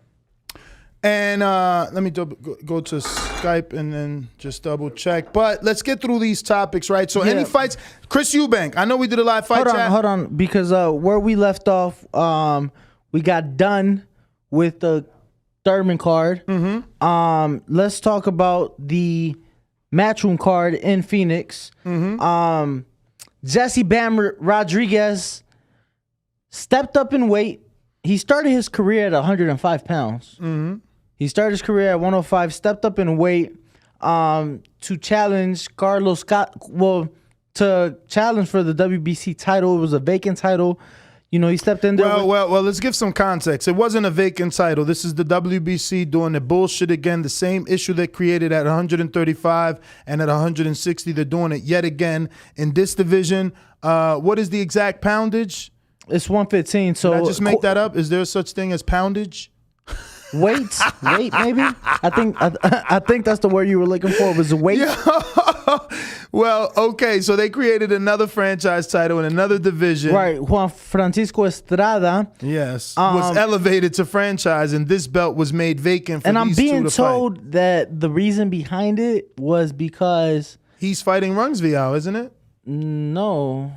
Wasn't that why? No. Bam, Cuadras and Soran Bisai were supposed to fight. Okay, so then that means that Estrada is fighting someone for like a triple. He was trilogy. He was supposed to fight Chocolatito, but he's hurt, which is why Julio Cesar Martinez is fighting Chocolatito in San Diego on March the 5th. San Diego, March 5th.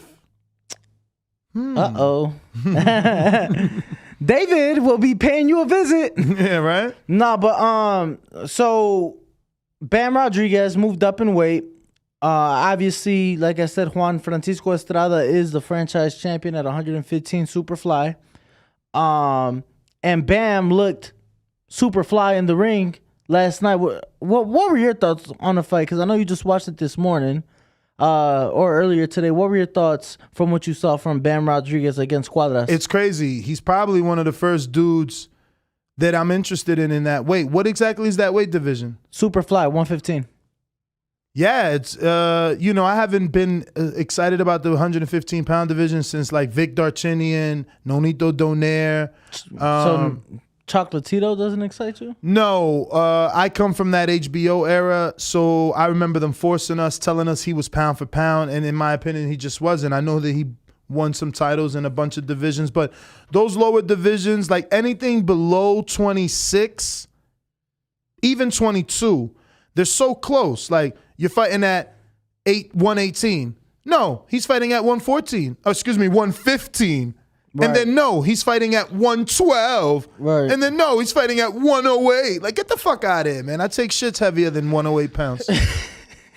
So, Bam Rodriguez is now the youngest champion ever. World champ. No, not ever. Currently, that's right. He is now the youngest current world champion.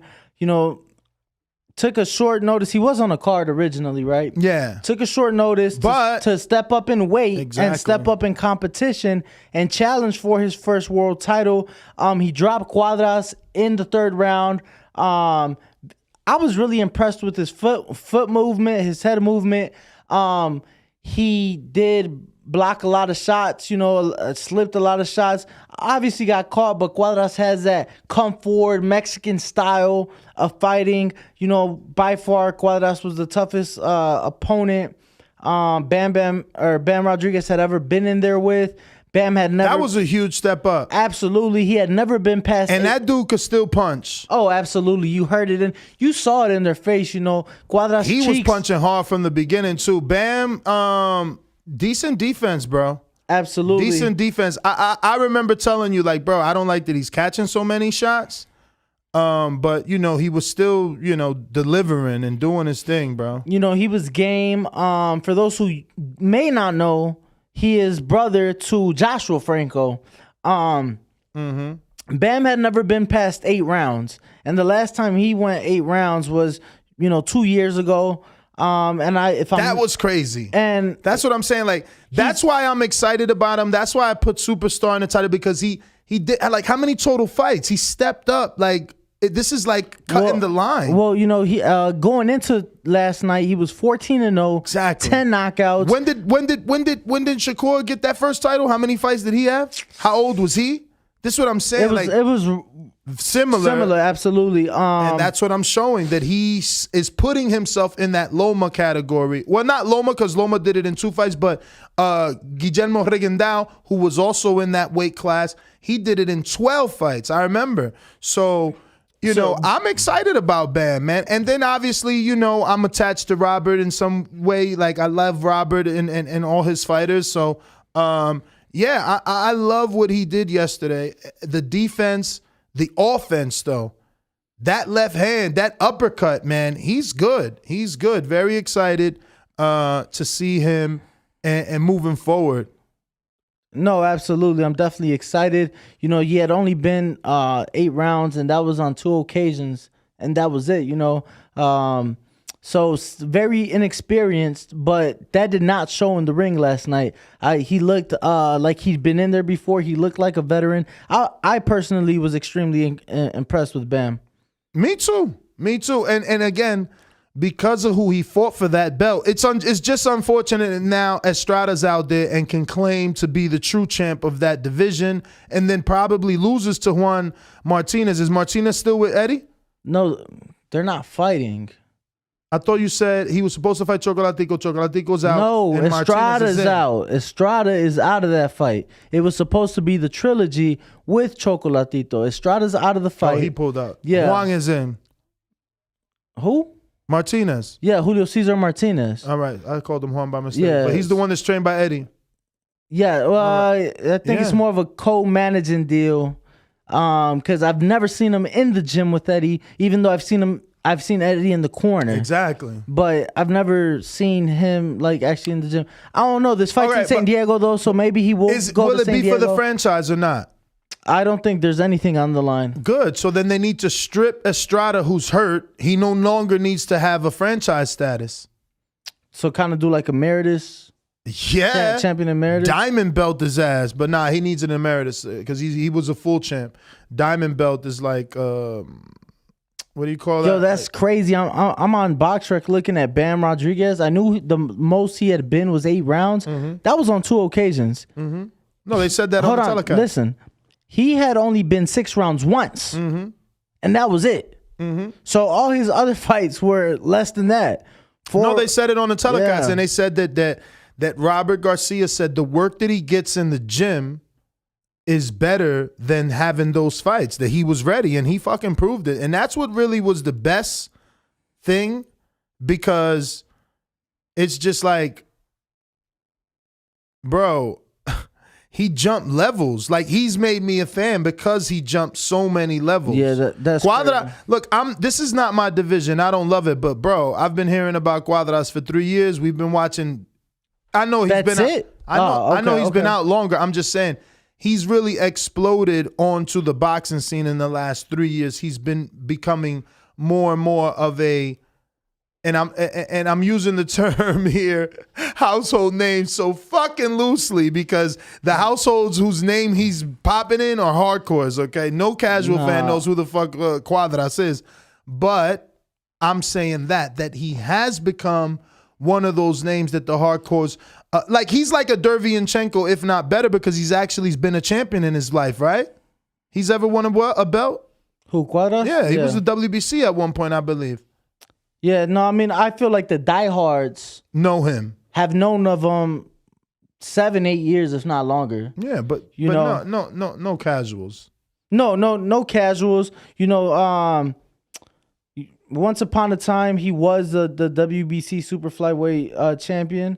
You know, and he does have some notable wins. I mean, he beat Soren Visai. You know, he holds wins against Soren Visai.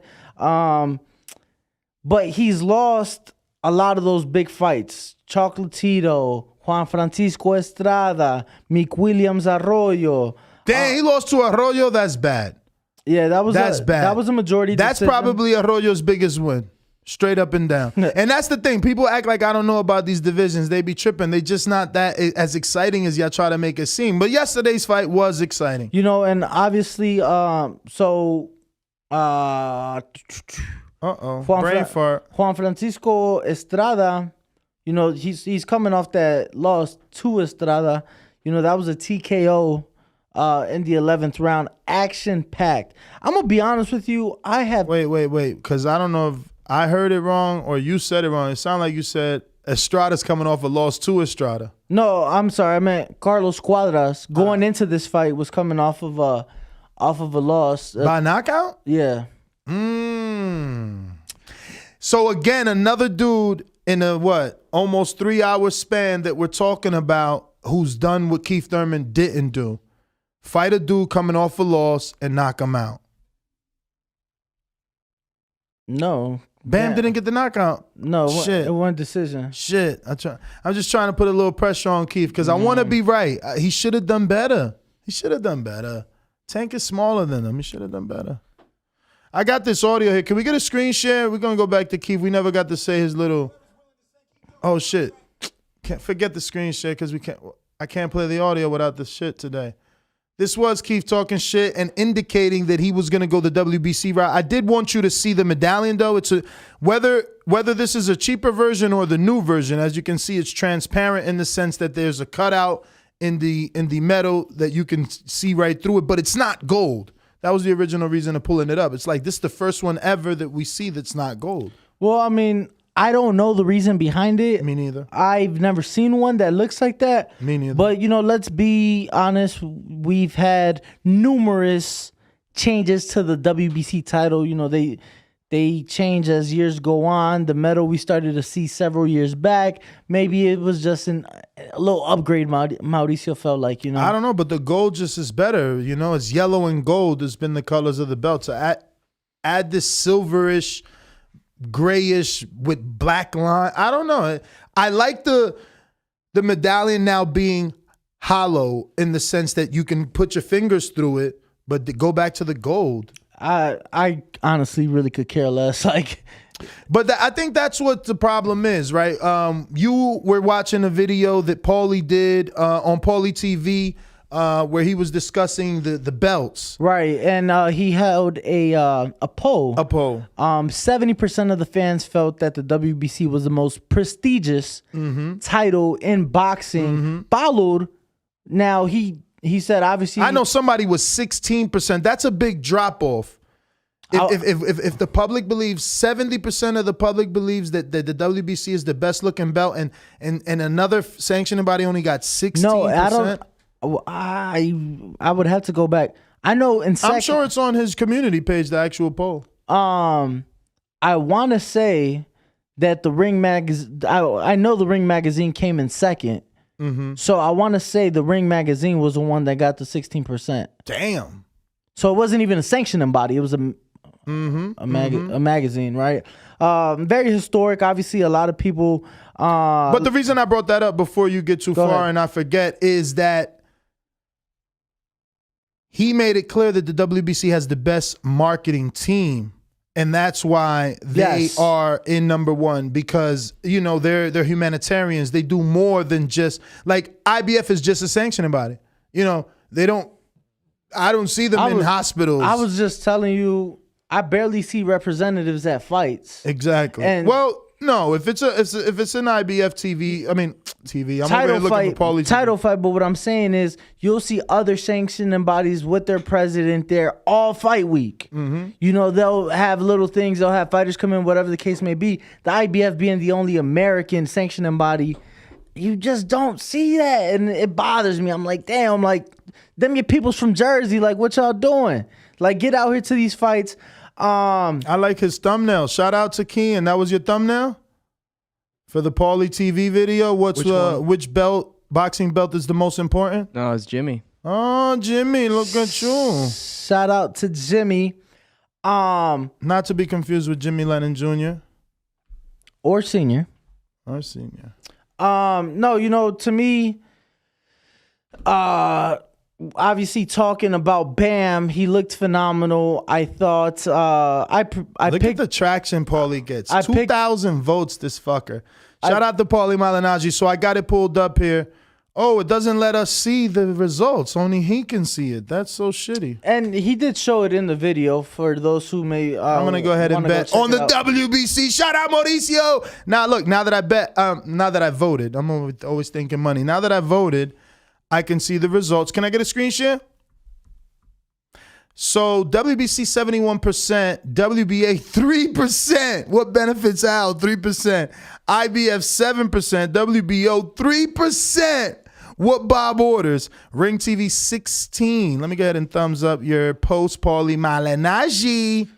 You know, so now to Bam, back to Bam. Oh, he wanted to get back to that, guys. I'm trying to, go to people know. I just think think it's important to note that going into the fight, he said once he became champion that he would go back down. You know, he feels that he can still make 108. He feels that he can be champion at 108, be champion at 112.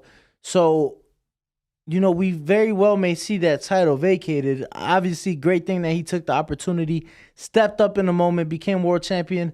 Absolutely. You know, currently the youngest in the sport. I believe it was previously Devin, if I'm not mistaken.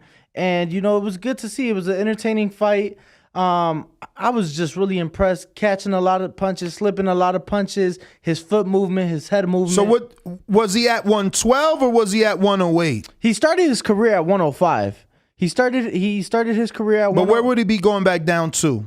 Flyweight or junior fly? So his last the fight before last, what was it? His last fight was at 109. Junior fly. So or a little but 1 pound above. Yeah. But, you know, he feels that he can make 108. So obviously he was a pound over in his last fight. The 108 limit. He tripping. So he about to go back down to 108. Hector Flores, DJ Carell, Jairo Noriega. Man, I'm not even gonna. Who are these people? Like, why would be Kenshiro? And I'm only saying his name because the first name sounds like we might know him, but probably fucking a video game or something. I don't know none of these guys. Why is he going back down here to fight dudes that no one's ever heard of? Is the zone even gonna pay for this shit? Is the 108 division popping in the hardcore's life? I mean, it's an opportunity to become champion, right? The top 10 is Daniel Maleton. Oh, wait, I feel like, no, that's Murataya. Who is this guy? I'm telling you, Esteban Bermudez, Augustine. I don't know. You know, notoriously, so he's Felix Alvarado. Is that someone that you know? What are you looking at? The rankings for 112? I'm looking at junior flyweight rankings, 108, because you said he feels he can make 108. And I'm not just looking WBC. I'm looking ring top 10. Okay. The best in the division. And I don't know. I mean, Jonathan Gonzalez, last Jonathan I knew fought at 168. So I know he's ranked number 6 in the WBC. Mm-hmm. You have the other sanctioning bodies pulled up. What is he ranked in those other sanctioning bodies? At 108? At 108. Number 1 in the WBO, and Jonathan Gonzalez is the champion. He's not ranked in the IBF. Look, he's ranked number 6 in the WBC. Look, the way I look at it is he's 22 years old, so he's still maturing as far as his body is concerned. If he feels he can make 108, why not become a multi-division world champion, right? Obviously, those lower weight classes, the majority of the champions, not all of them, but a lot of champions are from, like Japan, Latin American countries, or maybe even Africa. From Africa, we see those smaller weight classes. But I'm all for it. I'm all for it. He's an exciting fighter. Mexican American, comes from a fighting family. Obviously, like I said previously, brother to Joshua Franco. So I'm all for it. He took the opportunity, he ran with it, and he made it happen. Julio Cesar Martinez taking this opportunity to fight a legend in Chocolatito. No title on the line, but it's still a great opportunity. And he's, hopefully that fight goes through as Estrada pulled out, and, we can see what happens with that, right? But I'm all for him pulling out. Yeah, I mean, look, it was an opportunity. And he took it, and obviously he's going to be paid handsomely now moving forward. It was strategic. And going back down would also be strategic. And like you said, he's going to now be able to leverage more money. More money in future title fights, right? So, or any fight for that matter. Yeah, because now he's at least former world champion, current world champion. Absolutely. And, it was broadcasted. We don't see many of those lower weight classes broadcasted, here in the U.S. And when we do, it's usually around. Well, the Cuadras, his division. Cuadras a name. I mean, but it's the 108 we don't see often. But what I'm getting at is, wasn't Calderon? That's the last, Calderon, right? Ivan Calderon was 108, right? But what I'm getting at is it's the same names that you see fighting each other. Estrada, Cuadras, Chocolatito, Soranvisai. Now we got a new name, an American, Mexican American name, and Jesse Bam Rodriguez, fighting out of San Antonio. So San Antonio took a loss in Barrios last night, but Jesse Bam was able to become champion and bring a title back to the city of San Antonio. So, I like it. I'm all for it. I like his style. Shout out to Robert Garcia, RGBA, doing their thing, and now they have another world champion in their stable. So shout out to them. I'm all for it. And I think that if he does go down to 12 or 08, they'll televise those fights. And, he'll be able, like I said, to leverage more money. Somebody said McWilliams Arroyo would be a name for 112. That's what I'm saying. That's what you just said. Those are recycled names, bro. I don't want to see. And don't get me wrong. There's nothing wrong with that. We're trying to adapt that MMA style where a loss doesn't matter. But I like Jesse because he's new blood. No, absolutely, and that's what I'm saying. And in those lower weight classes, we're used to seeing just bloodbaths, all-out wars, and there's nothing wrong with that. We saw last night an exciting, action-packed fight with skill. Jesse showed foot movement, head movement, slipping punches, catching punches. When he knocked Carlos Cuadras down, because, Bam is a southpaw. When he knocked him down in the third round. That was a beautiful uppercut. Oh my goodness. He was able to move to his right. It's crazy because they used Loma as the metaphor, and now it's stuck in my head. He was moving, like he does have good footwork. It's nowhere near Loma-like, but he does have fantastic footwork to put him in fantastic positions. Like you just said, he just brings new things to those small weight classes that we haven't seen. A new name, an American name, and now a named camp and trainer too. That absolutely adds to the marketability of the fight and the fighter. But I got 2 super chats. Texas Bulldog Boxing saying Kambosos. What he says here? Kambosos needs to man up and do what Loma and T.O. didn't. Why do people put all the words like that? Like, give me a little space. What in the fuck? Every letter was connected there. I had to separate it in my head. And Javon to the One Davis just sending some super chat love. No message at all. If you're watching this on YouTube, don't forget to hit that thumbs up button because we keep bringing you the biggest, best guests in boxing, and we just got started. It's about to go down. We're going to be flying some people into the studio here soon enough. We're gonna leverage Danny for his Javonta Tank Davis connect. I ain't say all that, but Danny said he's getting Davis, Shakur, Jared Anderson, and Lubin. Those are his best buddies. I didn't say that, but those are possible. The last 3 are definitely possible. Mm-hmm. I mean, not to toot my own horn, but I was with you earlier, and I was on FaceTime with Jared Anderson. Shout out to Jared, who said he would come. Absolutely, who said he would come. He actually would have been on the show tonight via Zoom, but shout out to Jared. Just moved his mom out of Toledo down to Houston, got his mom a house. Nice. So shout out to Jared. And yeah, we got to get Ellerby too. That's Brandon. You got to get on that, man. Tell Crystal she can even come on. Shout out to Crystal. Shout out to Crystal. We might get a little Mayweather promotion sponsorship up in this bitch.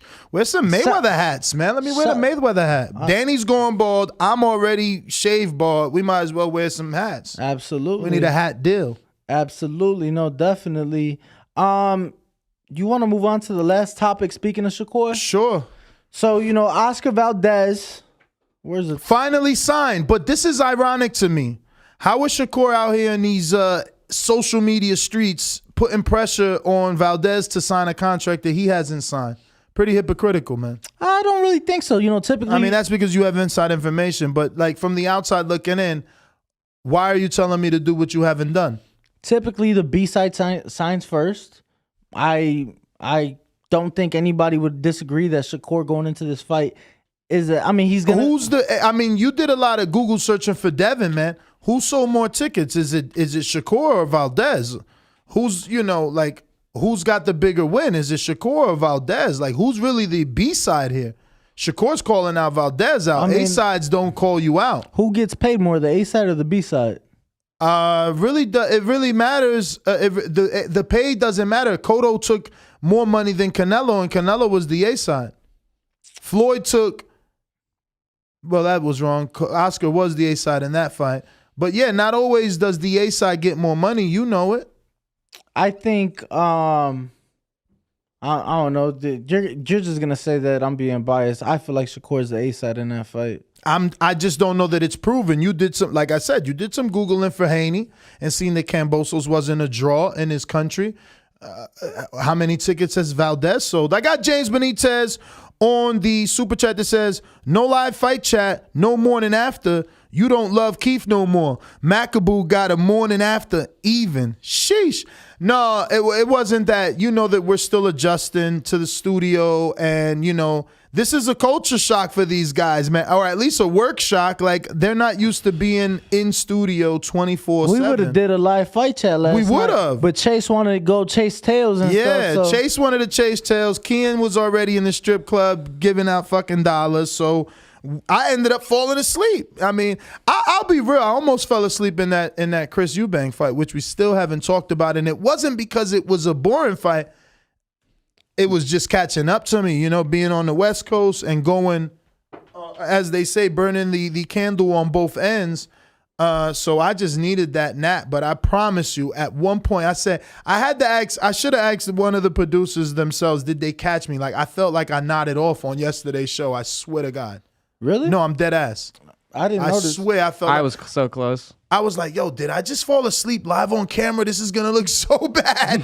Yo, and it wasn't even that the Eubank fight was boring, but it's, I'm going to have to start flying in here and adjusting for one day instead of just fucking coming straight in, doing 2 shows that same day. It's like, I need to get back on the clock. Well, as far as ticket sales go, right? Mm-hmm.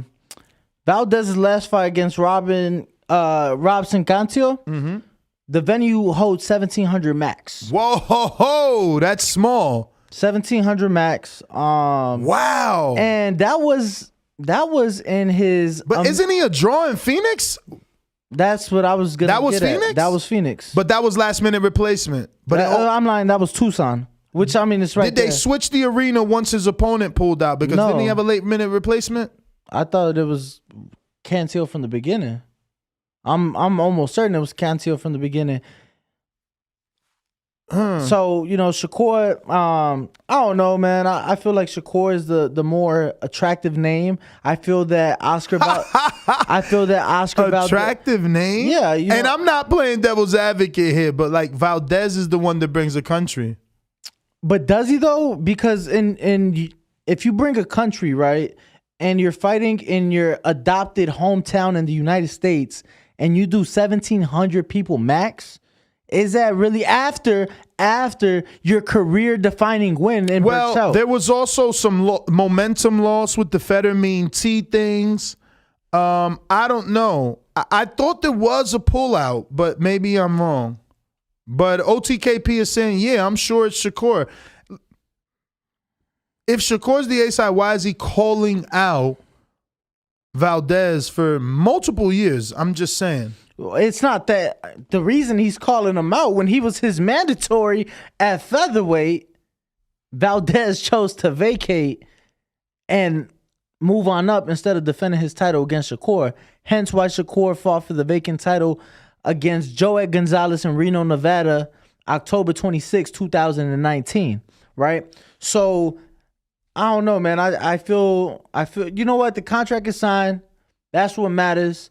Shakur, he'll be signing. We'll get the fight April the 30th here in Las Vegas. And, they'll step into the ring and do what it do. Yeah, man. I'm just happy that Valdez signed, but I just got to keep that same energy. You can't be out here saying that people didn't sign if you didn't sign. And, it just doesn't make any sense. Now, you said that it was probably due to agreement of certain conditions in the contract.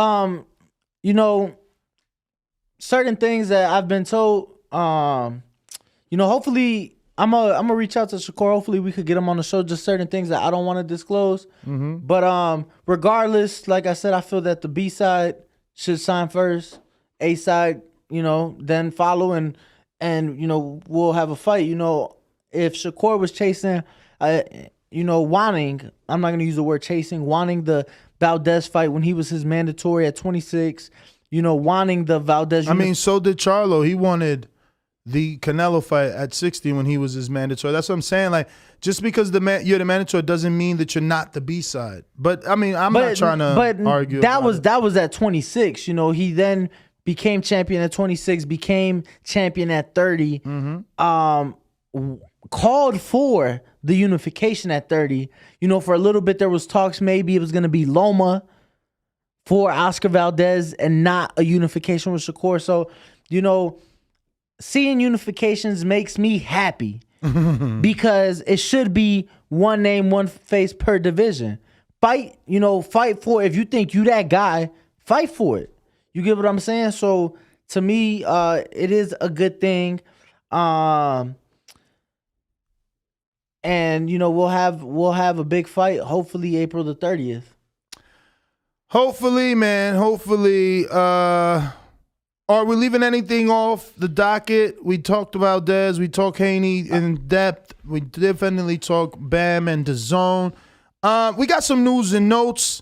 Good fights in the pipeline. Shout out to Salvador Rodriguez of ESPN, who's reporting. Or how my Mexican people would say, shout out to Chava Rodriguez. All right. You got to get us a Mexican soundbite cry. Let me hear your best impression of the Mexican warrior cry. I am currently not drinking. But what? You can't do the warrior cry if you can't drink? Because Brandon Rios would do it after a win, not after a fucking shot. What's going on with this guy? He would probably go into the fight already, you know. Already what? He's in the fight. He's not drinking alcohol before he goes into the fight. I don't know. I've seen it all. Just say you've tried it and you don't like the way it sounds, bro. I just feel like I sound more attractive with my Mexican warrior cry. So we need the sample. Give us the sober one and we'll get you a few shots. You know there's alcohol here. I'm not drinking right now, though. But okay, when you do drink, you know there's alcohol here. I don't know if I can't wait for the Untitled episodes out here. If we could get a $10 super chat, I'll give you a badass grito right now. Oh, so I should be saying grito because I know that's yell in Spanish, but I just thought it was what you guys do is totally different than just yelling. But that's what we call it. All right, good to know. I'm learning. That's what we call it. So if you guys, so it's not the warrior cry. It's the grito. If you know, because we're not gonna say in English, we're not gonna call it. It sucks, man. Screaming. Brandon was the only one that kept that alive too. Canelo doesn't do it. Barrios definitely didn't do it. I mean, Leo's Barrios doesn't even speak Spanish. So but he comes in full Azteca. Don't play him. Shout out to my boy Canna in the chat. Said Rios was drunk. So you know, more not in the ring. He done that. He does it when he wins. You guys are crazy, man. And look, when I said I sound more attractive, what I meant was when I do el grito, I think it sounds better when I'm, under the influence of alcohol. Okay. But like I said, I don't. But you know how many people in this world say that they don't need alcohol to feel good? You should, do that. You don't need alcohol to sound good. Go ahead, give us a shot. I told you I'm waiting on that $10 super chat, and I got you. Oh boy, where's my drum roll? Oh, we can't fucking play sound bites, you motherfuckers. All right, moving on. I think we're about done because the phone lines, we're also having technical difficulties connecting. We're going to get this all ironed out. Don't worry about it. You know what I mean? There's just a little, of a transition period. Absolutely. And there's a little bit of bumps in the road, and we'll eventually get over those. News and notes. Yes, because you made me stop. I never got to tell them the great news, which is that Chava is reporting Miguel Berchelt, the Oscar Valdez knockout victim, former WBC champion, will be fighting Jeremia Nakathila in March, who is the Shakur Stevenson, not knockout victim, but, he lost to Stevenson. He's definitely a victim, but people had like a narrative in that fight that Shakur was afraid to be hit when he really wasn't hit. But he did say he didn't want to be hit because he felt what it was to be hit by Nakathila. That being said, obviously Nakathila has power. So this is a good fight for Berchelt in the sense that, like the last one with Cuadras, he lost by knockout and then he came back and lost again. Can Berchelt win? Can Nakathila win by knockout, or is it going to be another Thurman situation? This is both men's first fight at 135 pounds. Moving on up. I think it's a good fight. I know Shakur received criticism from Tim Bradley specifically. Obviously, it was more than Tim, but, Shakur noted that, and when he went into that fight with Jamel, said that was the criticism he received from Tim in the Nakathila fight was part of the reason that he fought the Herring fight the way that he did. So, it's a fight that I like. We saw Nakathila go the distance with Shakur. We saw Berchelt get knocked out by an Oscar Valdez, who then went on to test positive. So, it is interesting to see, both men now move on up from 130 pounds to 135. That is being reported for March. And then for April, Pitbull Cruz with Gamboa or Mickey Román, which I don't like as much at all. I don't like Mickey Román as he's just had too many fights, and it's Miguel Román for those who are gonna look him up. He's just had too many fights. He's been fighting for too long. His 36 years of age don't match his 80-something fights, or 80, very close to 80. So no on the Román, yes on the Gamboa. Yes on the Gamboa. I mean, when was the last time we saw Gamboa? Haney? Haney. Yeah, so... And it's a common opponent, and it's people thought that when Haney fought Gamboa, he was done. Well, if Pitbull Cruz is anything that he's supposed to be, he would knock Gamboa out. I would, listen, if I'm Sean Gibbons and I'm Isaac Cruz, I'm picking fucking Gamboa over Miguel Román. No, absolutely. If it's between the two, absolutely. I just know Gamboa was scheduled to fight Chris Colbert last year at 130. Mm-hmm. Suffered broken ribs in training camp. Mm-hmm. That's why he was pulled and it went to King Tut. I was just been the inactivity for me more so. But he's a former world champion with a lot of skills. He took Tank 12 rounds. Haney had to do the full 12 rounds. He's still a durable fighter. Absolutely. And he's not fighting for a title. It's not like this is an eliminator or Cruz is in a title shot. This is a good fight for Cruz coming off a loss. Yeah. Hopefully, if it's between the two, hopefully it is Gamboa. But that is being reported for April. Once again, shout out to Salvador Chava. On the reporting. And then for those of you who've been asking, because I've seen it in the chat, we did the live fight chat yesterday for Chris Eubank and Liam Williams, obviously. But, we were in studio watching the second half of the Claressa fight. Obviously, we saw the back and forth that her and Savannah Marshall had ringside. Obviously, Savannah's a beast. She literally faked that she was sleeping during the fight. That is crazy. That's the ultimate troll. Let me see if I can pull that up, because you don't think that was the ultimate, you got this plain face, get out of here, bro.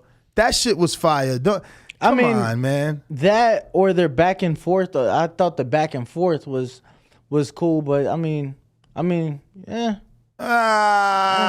What about the fact that this is allegedly going to be a pay-per-view in the UK? According to Peter Fury, her trainer, he says, wines out, ready for this evening. Looking forward to see the adjustments Adam Booth has done with Williams. Also, to see Shields keep those belts warm for our Savannah Marshall, who will be in attendance to announce their mega first ever women's pay-per-view event.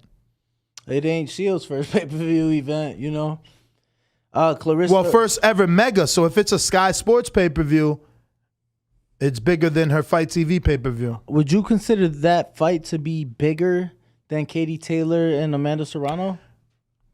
Katie Taylor, Amanda Serrano's not pay-per-view because it's on UK DAZN. Doom. Hit him where it hurts. DAZN is $10 a month, and it's like $2 or 20. £3 over there. 20 a month now, right? Yeah, for us. Yeah. But for them, oh shit, look at this GIF.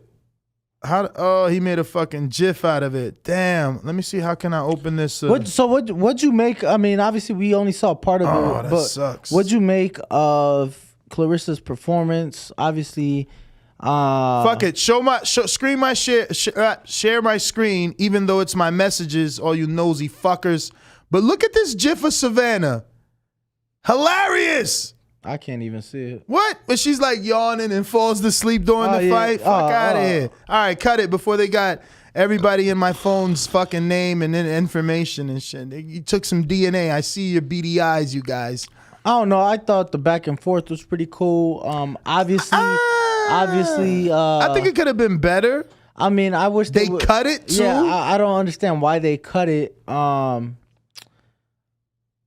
Yeah, I don't understand why they cut it, but Mike Thompson saying Marshalls versus Shield this pay-per-view over here. Yeah, on Fight TV. So was Chris Eubank Jr. versus fucking Liam Williams. I don't think that's considered mega pay-per-view. I paid $30 for that. Ain't that crazy? Yeah, and you didn't consider it a mega pay-per-view, right?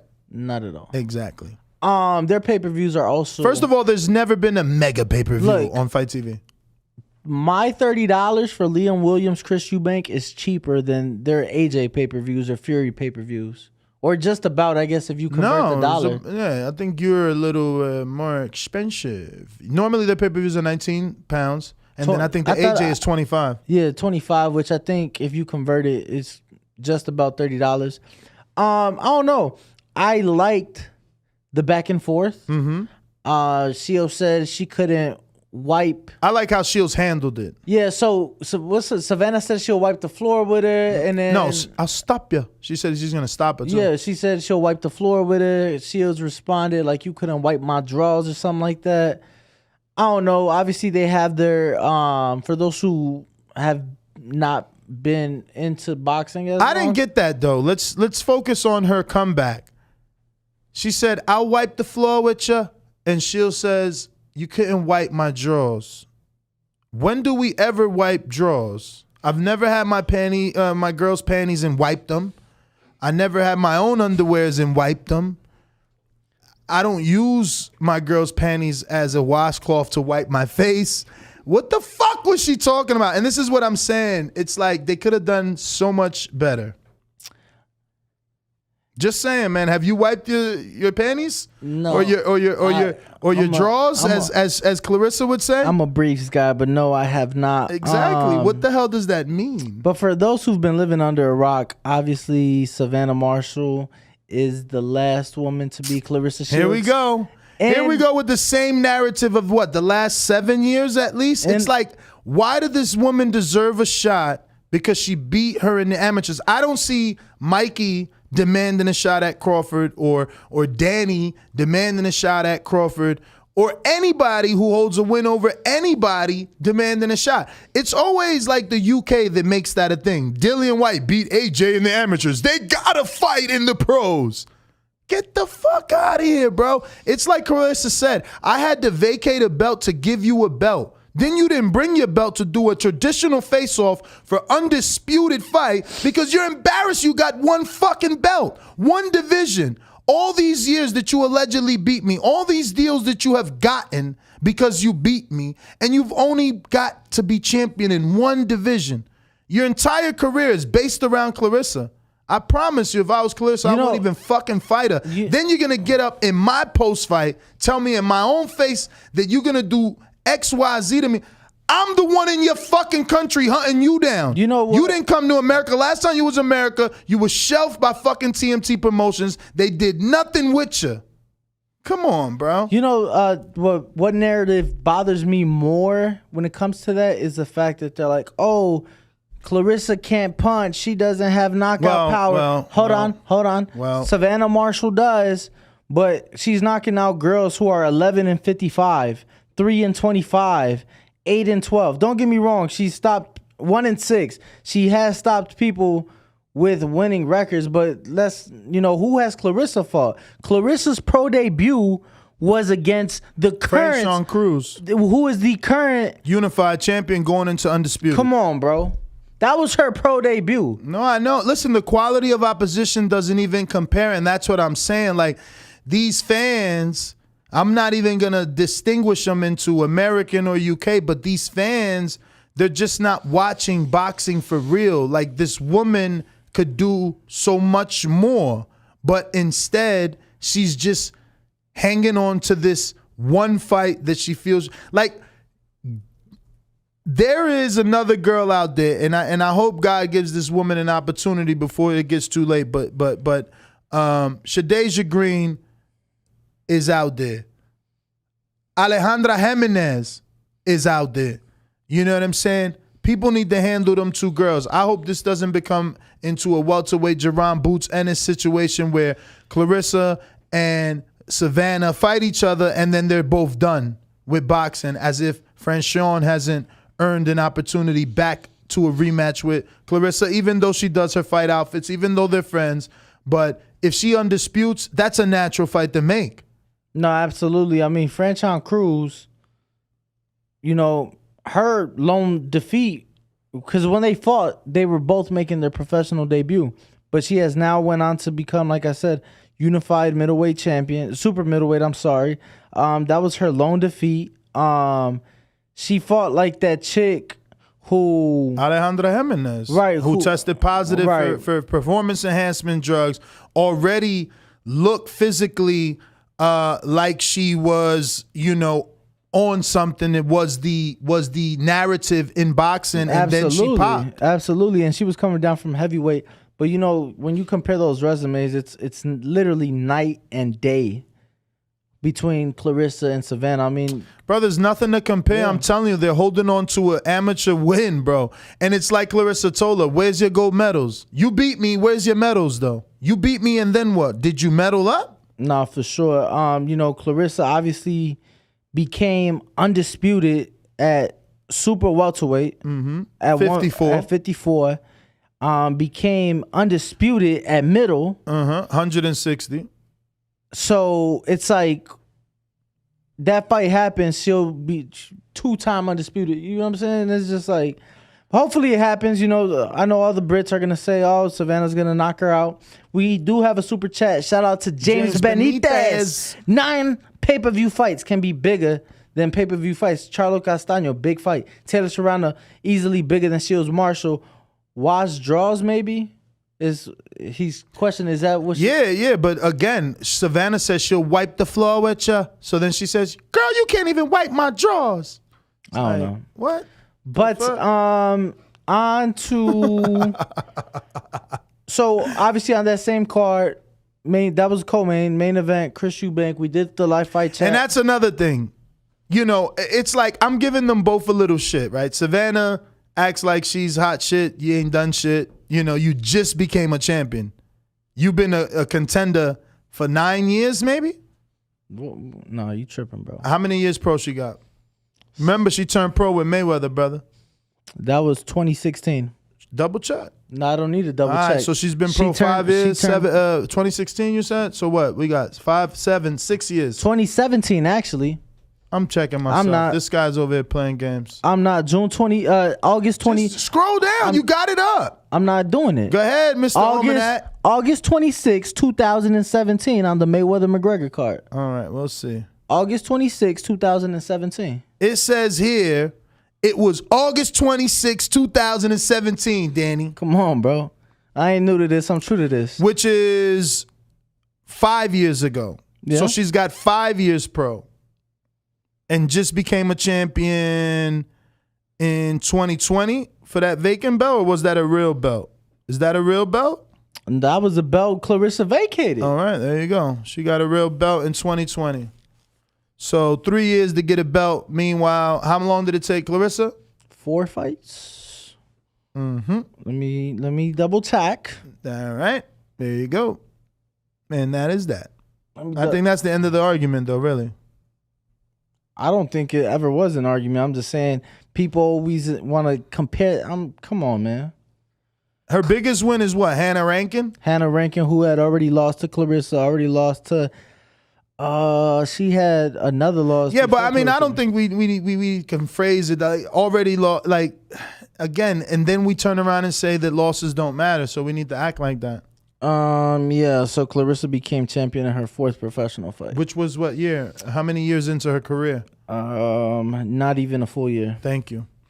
Again, it can't be compared. Now, none of this matters when they step in the ring. All your accomplishments mean nothing. What you done before you got in the ring with me means nothing, because only way to beat me is during those 12 rounds. That being said, though, I don't get why Savannah is considered such an even fight when the opposition just doesn't even compare. She's been with 3 different promoters and no one's taken a chance on her. Well, all right. Now she'll be taking a chance against Claressa. You know, in my eyes, probably her first real test. Oh my God, who is this guy looking to be timed out, Mr. Self-Produced? Who has Claressa really beat well, he should have just ended it at note, but he said notable calls. But I don't know what you mean. We just spoke of Franchon Cruz, Discern. That I think that speaks for itself. She beat Mariciela Conejo. She beat Alejandra Cruz. She's the current unified super middleweight champion of the world, holding 3 of the 4 major titles and fighting for the 4th one. Yep. On the Katie Taylor and Amanda Serrano undercard. And she's in the exact opposite position of Savannah Marshall, who has had switch promoters but didn't get any promoter to invest in a big opportunity. Franchon was with Golden Boy and got a unification, left Golden Boy and is signed to a bigger promoter in Matchroom who's more involved with women's boxing and is getting an undisputed match. So again, one is marketable, one seems like it may not be. I mean, it seems like the only way to really push and promote and market Savannah Marshall is bringing up Claressa Shields' name. But that is my point. No, I mean, we're on the same page about it. That is my point. It's a Bob Arum, Jared Anderson, Wilder situation. It's a Eddie Hearn, Andre Benavidez situation. It's like, we have no intentions of fighting you. We just want to use your name. But again, in this situation, it's different because obviously Savannah already has a contract to fight Claressa. She just has to get through her own tune-up with, what is it, like Hemi or something? I don't know what the hell that is. James Benitez with another super chat. Alicia, Katie, Amanda Shields are recognized as the faces of women's boxing. Savannah not on Shields' level. Mm-hmm. Also, when is Ada Biggs' next fight? I don't know, man. They're moving her slow, man. I thought they were going to do a better job since they were doing their own fights, but that seems to have stopped. I haven't seen any new BPE fight. They were dealing with Christy Martin and Don King for a while, and it looked like they were going to get moving there, and that didn't happen. But the minute I have something, I will let you know. But shout out to Alicia Baumgartner, who's also with Eddie Hearns, and this is what I'm saying. Again, Marshall was with Hearn. What happened? Yo no sé. Why would you leave Hearn? I just feel like all the big women in the sport outside of Claressa and Amanda are with Eddie. Mm-hmm. I mean, Katie Taylor, Jessica McCaskill, Alicia Baumgartner. But do you think that the fact that they didn't go with Cruz? But do you think that the fact that they didn't go with Eddie is the same reason that they're breaking history and these ladies are allegedly both getting 7-figure deals? I mean, one of them is with Eddie though. No, Marshall's not with Eddie. No. The 7-figure deal, that's Katie Taylor, Amanda Serrano. But isn't Shields and Marshall the same thing? Who said that? I thought I heard that. No, you thought wrong, my boy. Damn, Shields not making a milli? That's crazy. She need to get with Eddie then. I don't recall anybody ever saying that. And to be fair, I feel like Jake Paul had a lot to do in pushing. I mean, I wouldn't care if Jake Paul had everything to do with it. Eddie is more known in boxing than fucking Jake Paul. Yeah, and Eddie got a fucking DAZN money. Like, give me my million. Yeah, but I'm saying the 7-figure conversation came up through Jake Paul, not Eddie saying, I'm going to get Katie. But again, Claressa Shields is the most accomplished female in all of boxing. For her not to be getting paid $1 million is ridiculous to me. That's all I'm saying. I'm not, it is what it is. No big deal. Let's talk about Chris Eubank. Happy with his performance. But also Billy Joe coming out looking for a payday. Billy is I'm starting to not like Billy Joe. You want to come back to boxing, but you only want to come back for Eubank, and you already have a set fee to come back to off a loss. Like, how do you feel you have negotiation power just because you beat a dude, right? Because that's essentially what he's saying. Like, yo, I retired. But if you give me 5 million pounds, I'll come out of retirement and fight you just because I beat you once upon a time? Do you think... So it's crazy, The bro. real question is, do you believe that entices Chris Eubank Jr., right? Because lone defeat, the bad blood going into that fight, obviously losing the fight. Do you think that entices Chris Eubank? Because, I mean, Chris Eubank, his performance, right? Styles make fights. His performance against Liam Williams, a lot more impressive than Boo Boo Andrade. Dropped Williams 4 times. Do you think that comment by Billy Joe saying it doesn't matter what weight, I'll fight him. I will only need, it doesn't matter the weight, whatever. I'll beat him easy. Do you think that's even enticing? Because I think I don't think it's enticing. If I'm Eubank, I'm showing this dude no sort of. I'm paying him no mind. I'm paying him no mind. Listen, first of all, some fans are gonna discredit the win if you beat Billy Joe off a broken and orbital bone, off of Canelo knocking him out. Like, it's not worth your time, champ. Let alone 5 million pounds. What's the conversion to that, bro? Are you kidding me? How is he worth 5 million pounds off a loss? Neither one of them have a belt. How do you even fucking pay them that? You're gonna give him 5 million, but not me, and I'm the one that actually has a deal with Boxer? I don't get it, man. No, I mean, I think it was just opportunity. This is the second time he said that too. So translated to US dollars, my man wants 6.75.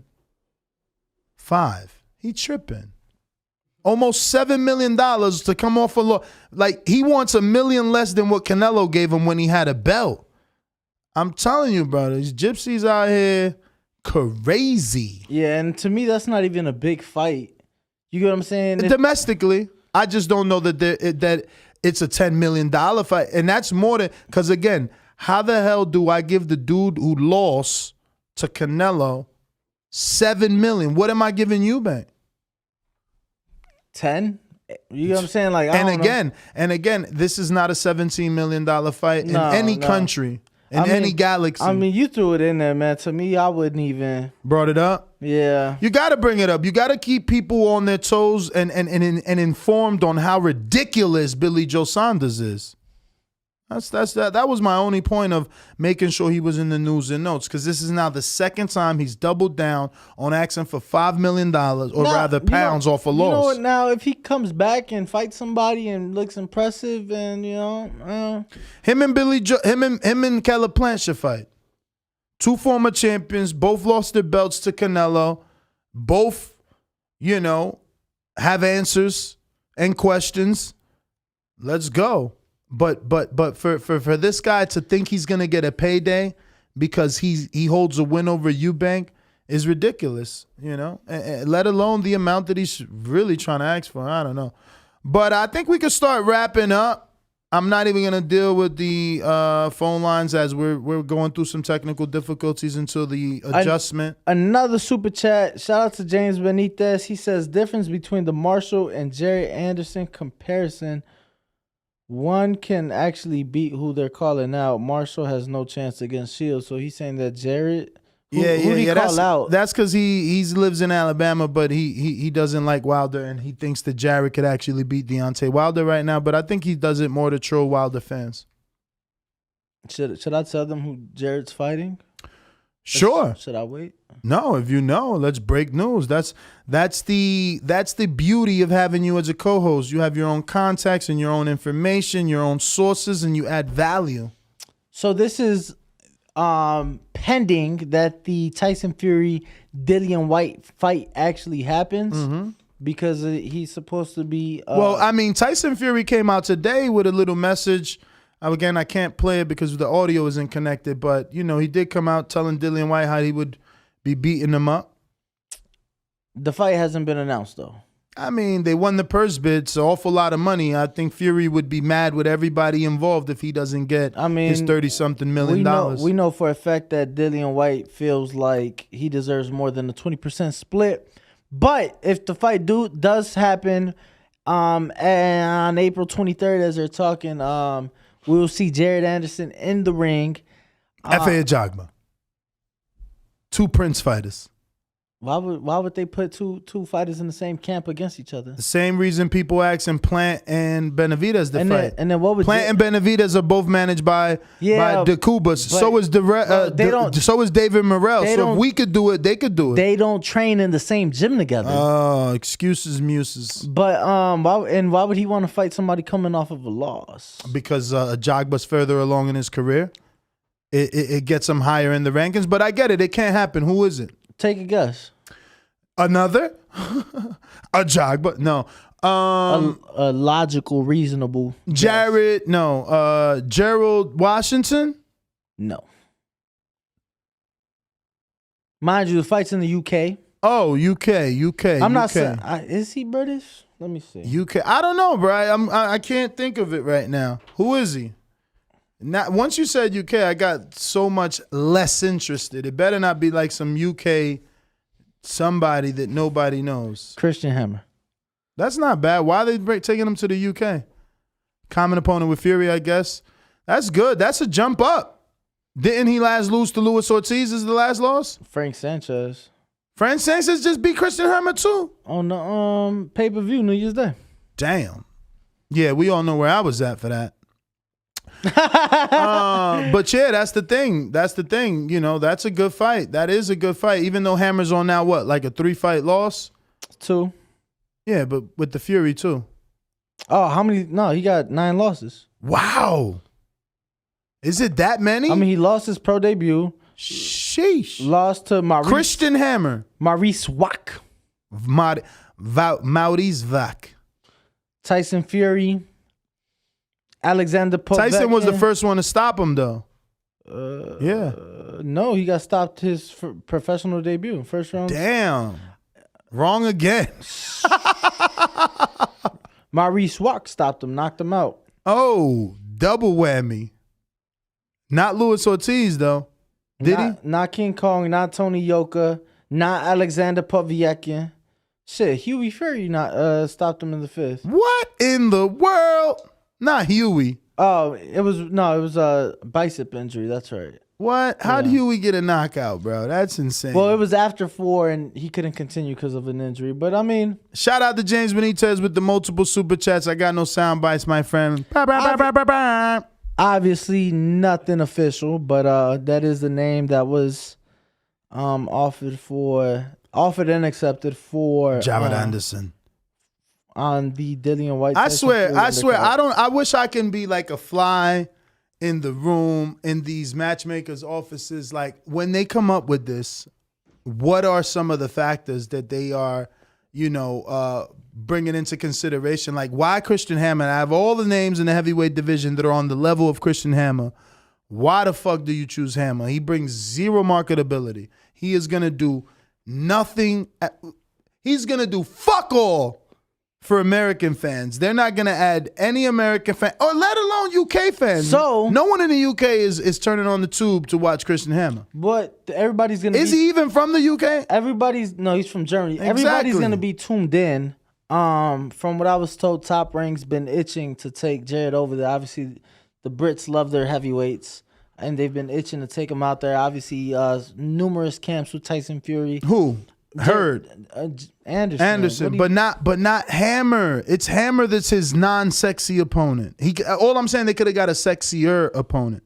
Like who? He could have fought Alan Babbage. Over there. He could have fought Fabio Wardley over there. And those names are not. Listen. Let me just say this: those names are not any more known than Christian Hammer. But again, the level of Christian Hammer is Mike Polite Coffee, Gerald Washington, Charles Martin maybe, but no, he's a former champ, not him. Anybody that's a non-champ, bro, in the heavyweight division with a couple of losses, like that people actually know. That's all. That people actually know. Look, man, obviously nothing official. The Fury White fight isn't even official. So nothing official. I mean, it's official, man. They putting it together. You got the press release from No. Okay. I'm just saying that they're putting it together. If he got an offer, it's because they're putting it together. Well, that's like saying Kambosos and Lopez on Triller was official. You know what I'm saying? Like, ain't shit official. Yeah, we had the purse bid. So did they. You get what I'm saying? Mm-hmm. But yeah. But yeah. Shout out to Jared Anderson. He will be on the show this week. So Book him for Friday. Should I FaceTime him? No. Book him Friday morning, though. Friday morning? Friday morning. Yeah, he told me whenever. He would have been on tonight, but moving his mother to Houston, so he's helping her pack up and whatnot. Yeah. Well, I'm about to be moving myself. I got a flight to catch. We're going to go ahead and wrap up. Nest GTO, Instagram and Twitter. Make sure we ain't leave any super chats behind. Catch us, I would say Tuesday, because I'm going to Tennessee from here on a red eye. So, yeah, maybe even Wednesday, because I definitely need the rest. I'm going to be driving back from Tennessee, unfortunately, which is bullshit. He says, stop the foolery. No BGS ain't fooling with Plant. I guess he meant we know BGS ain't fooling with Plant. Yeah, I mean, look, just like Danny, we gotta hope. I would rather hope that Billy Joe fought a guy like Plant versus just looking for a payday to come out of retirement. But yeah, man, let everybody know where they can find you so we can get up out of here. Don't forget to hit that thumbs up button in the future, the present, the past. It doesn't matter if you're watching this episode right now or tomorrow or a month from now. It's still going to help with the visibility of the show. It's going to put this show in the eyes of other boxing fans, letting them know we're talking boxing every single day, multiple times a day. Trying to bring you the best guests every day. Yeah, I'm trying to rhyme purposely. That's what I'm doing. I'm trying to be the new Floyd Mayweather Sr. here. But I think we did get to all the super chats. I seen someone saying we left one. I don't see anything. No, I think they were saying that you can't super chat now. If you can't super chat, you need to log in and log out, or log out and log in, as usually gets it done. But Ringwalk Danny on all platforms. Ringwalk Danny, former Border Wars pound for pound. I'm retired now. Shout out to Border Wars. All right, we're out. Key. The key is in. There you go. Fucking hell.